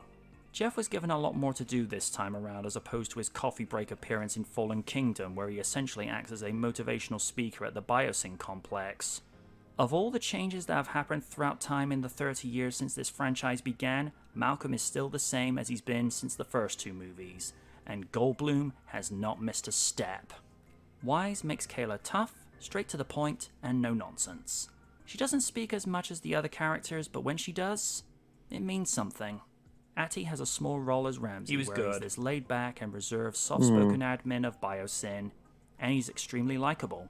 This was the character's redemption arc, realizing what he had unleashed upon the world with the Locusts, and how he was trying to make amends by acquiring Beta and Macy's DNA as a means of creating a new strain of locusts that wouldn't ravage the world's food chain.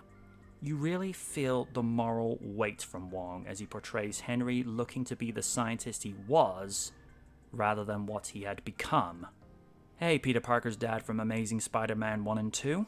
Scott replaces Cameron Thor from Jurassic Park as Dodson, and I like the fact that he has the Barbasol can that he acquired from Isla Nublar from Camp Cretaceous. So that's canon at But least. doesn't that contradict He comes the across as Telltale likable to begin Jurassic with, but Park when you game? begin peeling away the layers of what he's really up to, his death scene in the tunnel becomes all the more cathartic.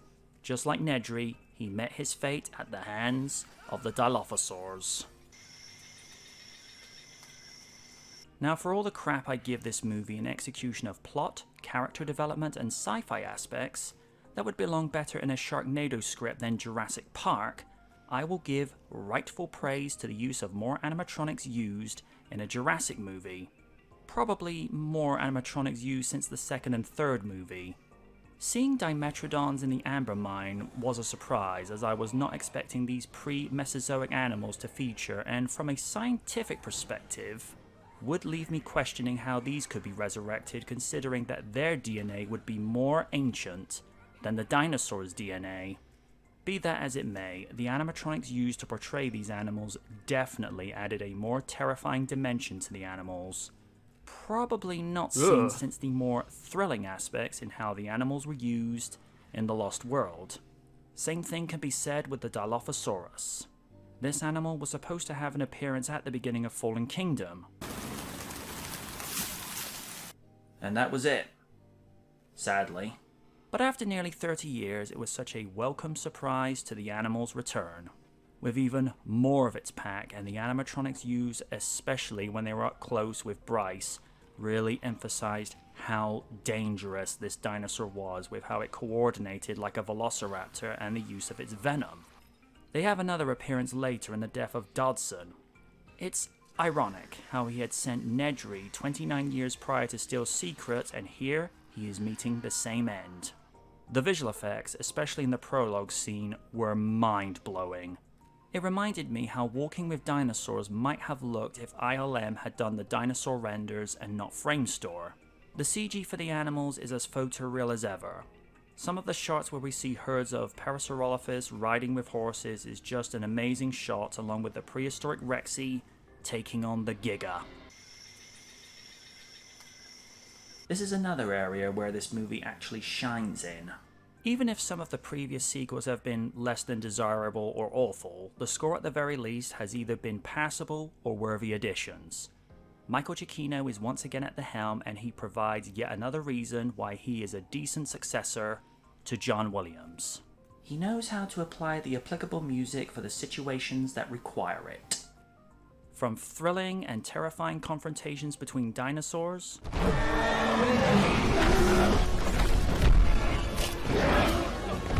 dinosaurs hunting humans, to a couple of nice callbacks to the previous movies. Nobody's afraid of heights.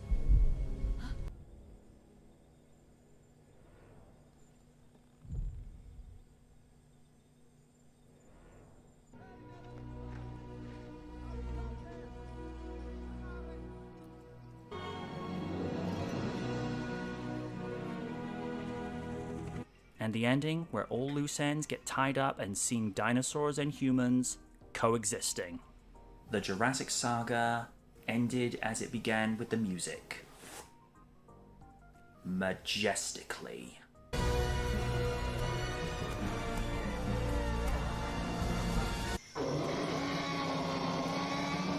Jurassic World Dominion grossed a profit of $1 billion against a budget of $165 to $185 million. Now, after only a year's inflation, that would be worth $1.68 billion. Even without an inflation adjustment, 1993's Jurassic Park outclassed this with $1.046 billion. With the adjustment, Jurassic Park's profit in 2023 is $2.1 billion. And we look at each movie's take-home profit with inflation adjustments, the original still took home more. Dominion, $1.068 billion. Fallen Kingdom, $1.394 billion. Jurassic World, $2.112 billion. Jurassic Park 3, $629 million.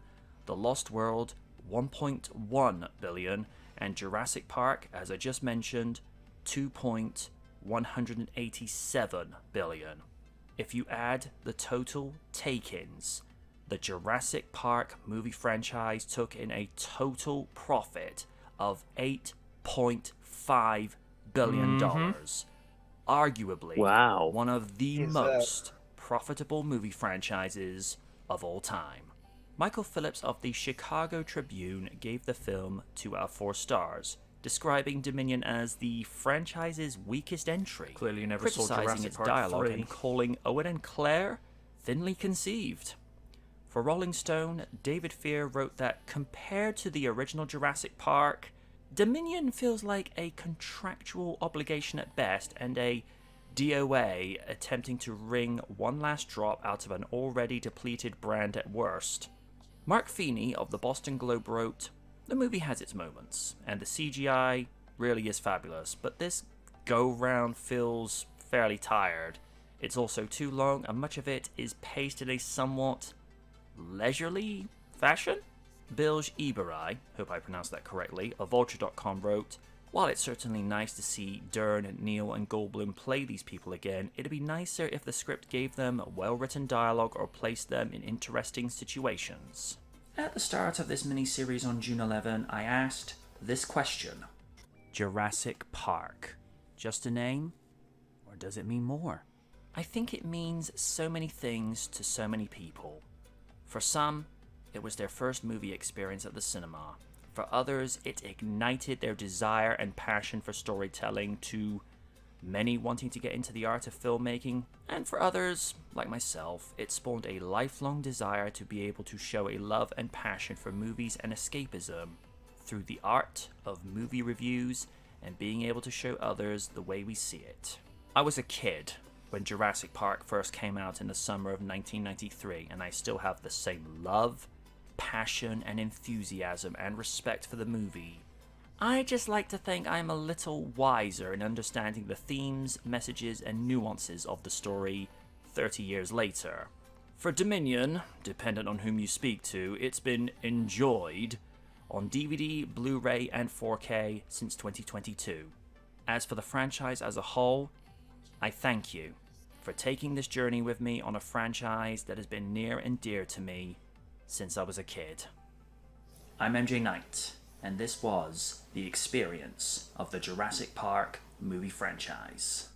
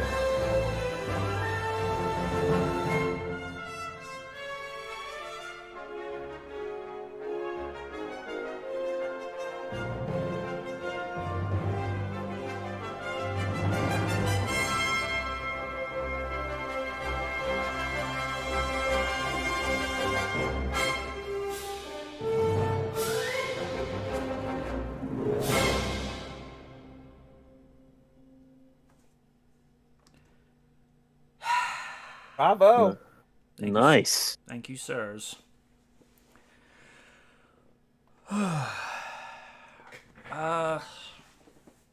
Well, because I know, I think both of you didn't go to watch Dominion, so I'll just simply ask.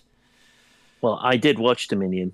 All right, what did you think of it last year, now, and of course, the review?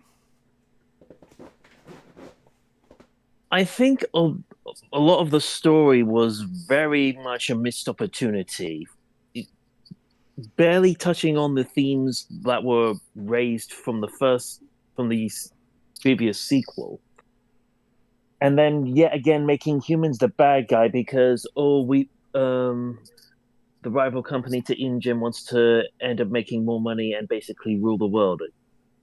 Well, it just seems that way. It's like something out of a Bond movie. When you got to think about, if you think about it scientifically, there's a lot of repercussions in adding dinosaurs into modern ecosystems. That would make for good storytelling, but of course Hollywood's got to be Hollywood, and they got to have a ridiculously overzealous plot, and the journey just fell all over the place. And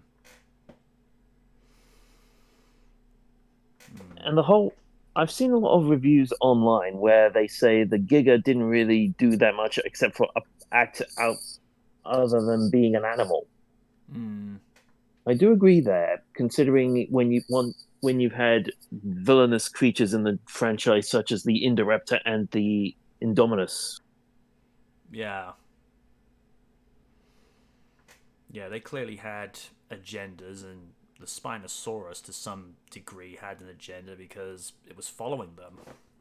Because essentially it ended up getting, there's a theory that's going on that the Spinosaurus ended up following them because it ended up getting whacked in the tail by the propellers of the plane. Because when the plane ends up crashing, you do see blood on the windshield of the cockpit. Yeah. So that would give a partly reason why the Spinosaurus ended up being so vindictive against the group. Yeah. In terms of the review, very good analysis. And again, well made. Thank you, sir. Raiden, I know you didn't go to the theater for this one, so your thoughts on, based on the review, how it played out and the review itself. What did I just listen to, bro? Not the review itself, but oh my god, just how convoluted the shit get after Fallen Kingdom. Like, wow. Funny thing is, like, before the movies came in, you always saw like what it's going to be like, and then we get it. I'm like, oh my god, they went through that. Mm-hmm. But at the end of the day, I'm happy that it got a good-ish ending, so that's cool, I guess. The review, of course, killed it. You know, as always, you killed it. Just well done, especially during the end, just like thanking everyone. That was a nice touch. It was something that came to me about last minute. I thought, usually when someone's made a big project or an endeavor, you thank the people for being the inspiration and to how it looked. And I remember just sort of thinking, I know Wynn and Raiden would be particularly flattered to be like, oh, my name was featured in Jurassic Park styled credits. Okay, I'm good with that. I did want to use Silly Shadow more in this, but I was just trying to find things that would work. Now, originally, where I had her saying finish him, originally I was going to have the Mortal Kombat line, I think from late 90s, early 2000s, where you hear finish him. But I thought, wouldn't it sound better if she did it? Because it's essentially the prehistoric Rexy speaking to her descendant, because I've noticed this in the extended cut where it's focusing on Rexy, where you think she's dead. In split seconds, you actually see it flash back to the dead body of her Cretaceous ancestor, and even do actually. Give me just a moment. I will actually be able to find this. Let me see.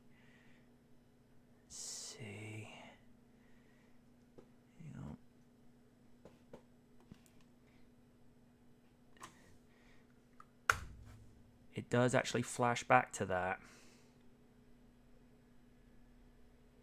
Ah. Cool.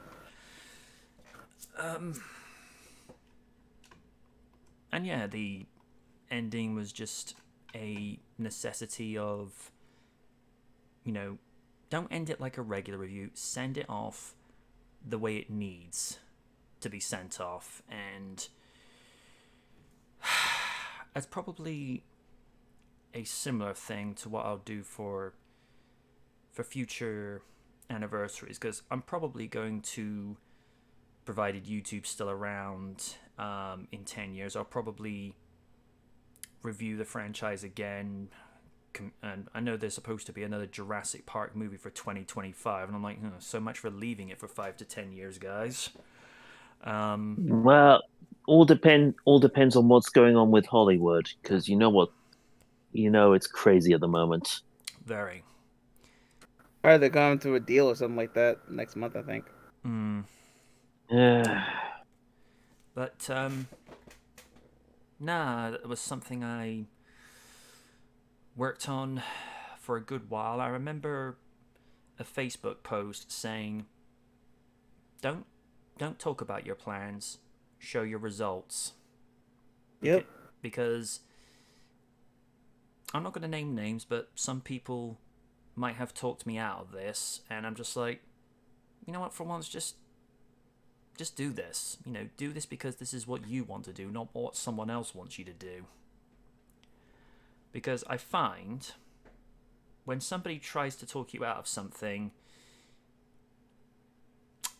they've got their own personal agenda for what they want you to do, and I'm like, well, then you're not being true to yourself at that point.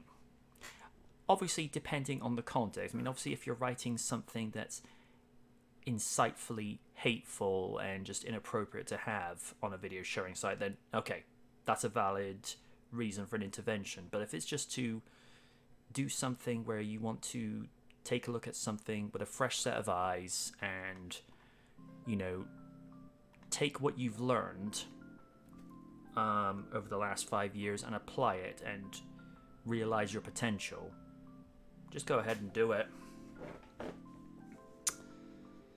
I think we'll get one more article out of the way, and I think after that we will call it time, because we've kind of gone over time, but we were late starting, so this kind of balances it out.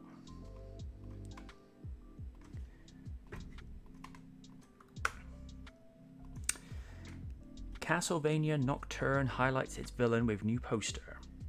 Nocturne will be moving the Castlevania universe into a new era just a few more days with Netflix, and Nocturne is highlighting one of the major villains of the new series with a cool new poster.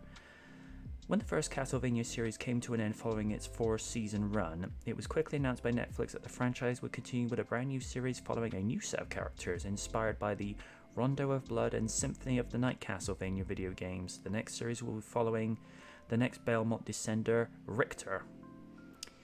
That's Belmont. Yep. With this new Belmont comes a brand new supporting cast with the likes of Maria Renard and Annette. And it also comes with their fair share of new enemies, as Olrox, who is teased by Netflix to be powerful, seductive, and plays by his own rule. He's an Aztec vampire and believes in vengeance as much as justice. You can take a look at Castlevania's Nocturne Orlocks below with a cool character poster as we get close to the series premiere. And oh wow, you know, Powerhouse Animation, they really go the extra mile. Yep. Nocturne is currently set to debut on Netflix on September 28th, but for fans who can't wait to see the new anime series, it is actually going to have an early digital premiere of its first 3 episodes on September 27. This will be the main draw of Netflix's upcoming Drop 01 event, and will also feature new reveals and announcements for Netflix's other animated project show in the works, along with the premise of these first episodes. As for what fans can expect to see in the next Castlevania Universe series, Netflix teases Nocturne as such. France, 1792, the height of the French Revolution. In a remote part of Western France, the counter-revolution aristocracy has forged an alliance with a terrifying vampire messiah. Okay, Powerhouse, Netflix, careful, because that's going to irk some people. Who promises to eat the sun and unleash an army of vampires and night creatures to crush the revolution and enslave humanity. Oh, it's going to be one of those series. Annette, a sorceress from the Caribbean, seeks out Richter Belmont, last descendant of the long-fabled family of vampire hunters, to lead the resistance. How do you feel about this closer look at Orlocks from Castlevania Nocturne? Let us know what your thoughts about it in the comments. Okay. Well, based on the look of it, it's definitely got the look of that era, you know, like I say, French Revolution. It'll be interesting, because one thing that's good about that series and Powerhouse Animation, they don't skimp.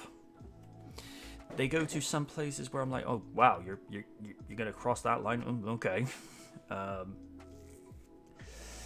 I wouldn't do it personally, but that's just me. Looks intriguing. Sir Stephen? I'm having to say mulligan because I haven't seen much of the Castlevania. That's fine. Alright. Raiden? Oh man, I am so looking forward to this, man. I never got into the games, but when this shit came out, I was intrigued. You know, I'm always a fan of like what a video game series turned into anime, and yeah, this show did just that. Personal favorite season 2. Weakest is the 3rd season. Last season was really good, so when I heard they're doing Rondo of Blood, I'm like, okay, let's go, because I really enjoy Richter Belmont. I like his powers, like everything about him. And then we're getting Symphony of the Night, which is another classic. I don't know, man. I'm definitely looking forward to all of it, because like, you know, for me, I just want the series to continue, and then hopefully in the future we get that Devil May Cry anime. That's I'm looking forward to. So yeah, can't wait for this week. I mean, yeah, I can't wait. This. Say what you will about Netflix, but they kill it when it comes to their anime. Mm-hmm. Oh yeah. Okay, folks. That'll do it for this season's opener. It's like we said at the start, we would have returned much sooner, but given the humidity especially throughout July, and the majority of August, I know we were returned in August in the past, but keep in mind that was when I was at my previous address and I wasn't so many floors elevated above ground, and the higher you go, the warmer it gets. And the summers, especially in the last 3 years, they have gotten so hot, and not in a good way. And the fact that I'd have the window shut, the computers can get hot in a room because they're doing all that work, so they generate a lot of heat. It's not worth all of the punishment to put yourself through, and then by extension. So that's why we left it so late returning. And even Raiden said he felt the heat where he was in the last couple of months. I mean, Steve, we had July was not fun, people. Yeah. Not on a personal note, but on a had to have a humidifier that I've had in the cupboard turned on, and the amount of water it gathered was ridiculous. Yeah, I have one too. I mean, I'm going to say this as discreet and as safe for work as possible.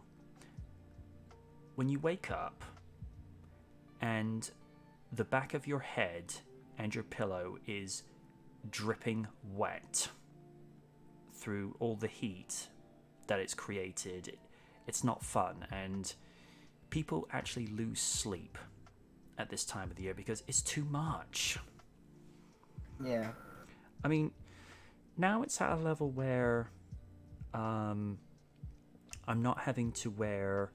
I mean, the last few summers I've had to wear a sweat headband on my head, because even with the windows open, I'm doing it purely just to stop the sweat from going in my eyes, because that can disrupt your vision, and especially when you're trying to do stuff in the summer, you want to be able to see. I mean, people think it's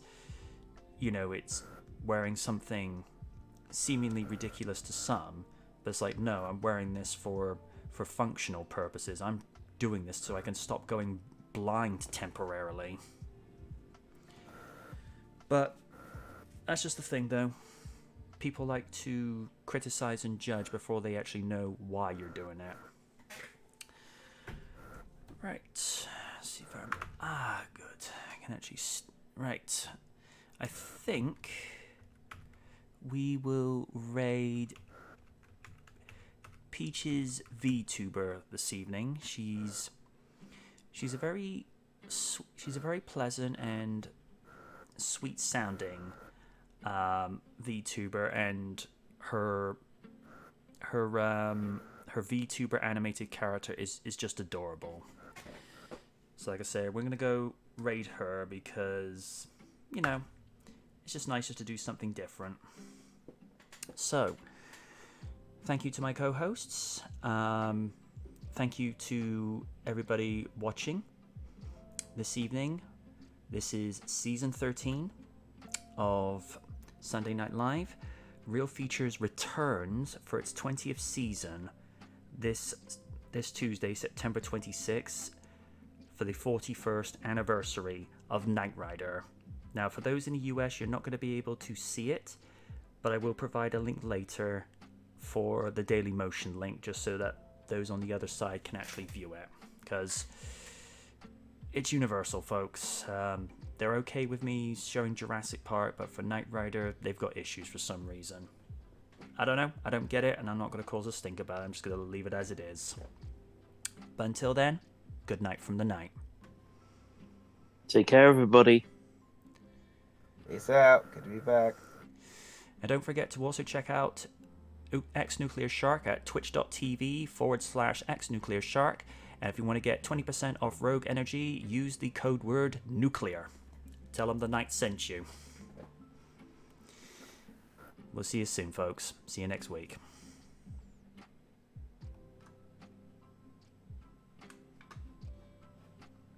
Gonna be an ace. Sorry, I didn't realize it was gonna be an ace either. No, I was it's just trying to help okay. you save the gun. I appreciate it.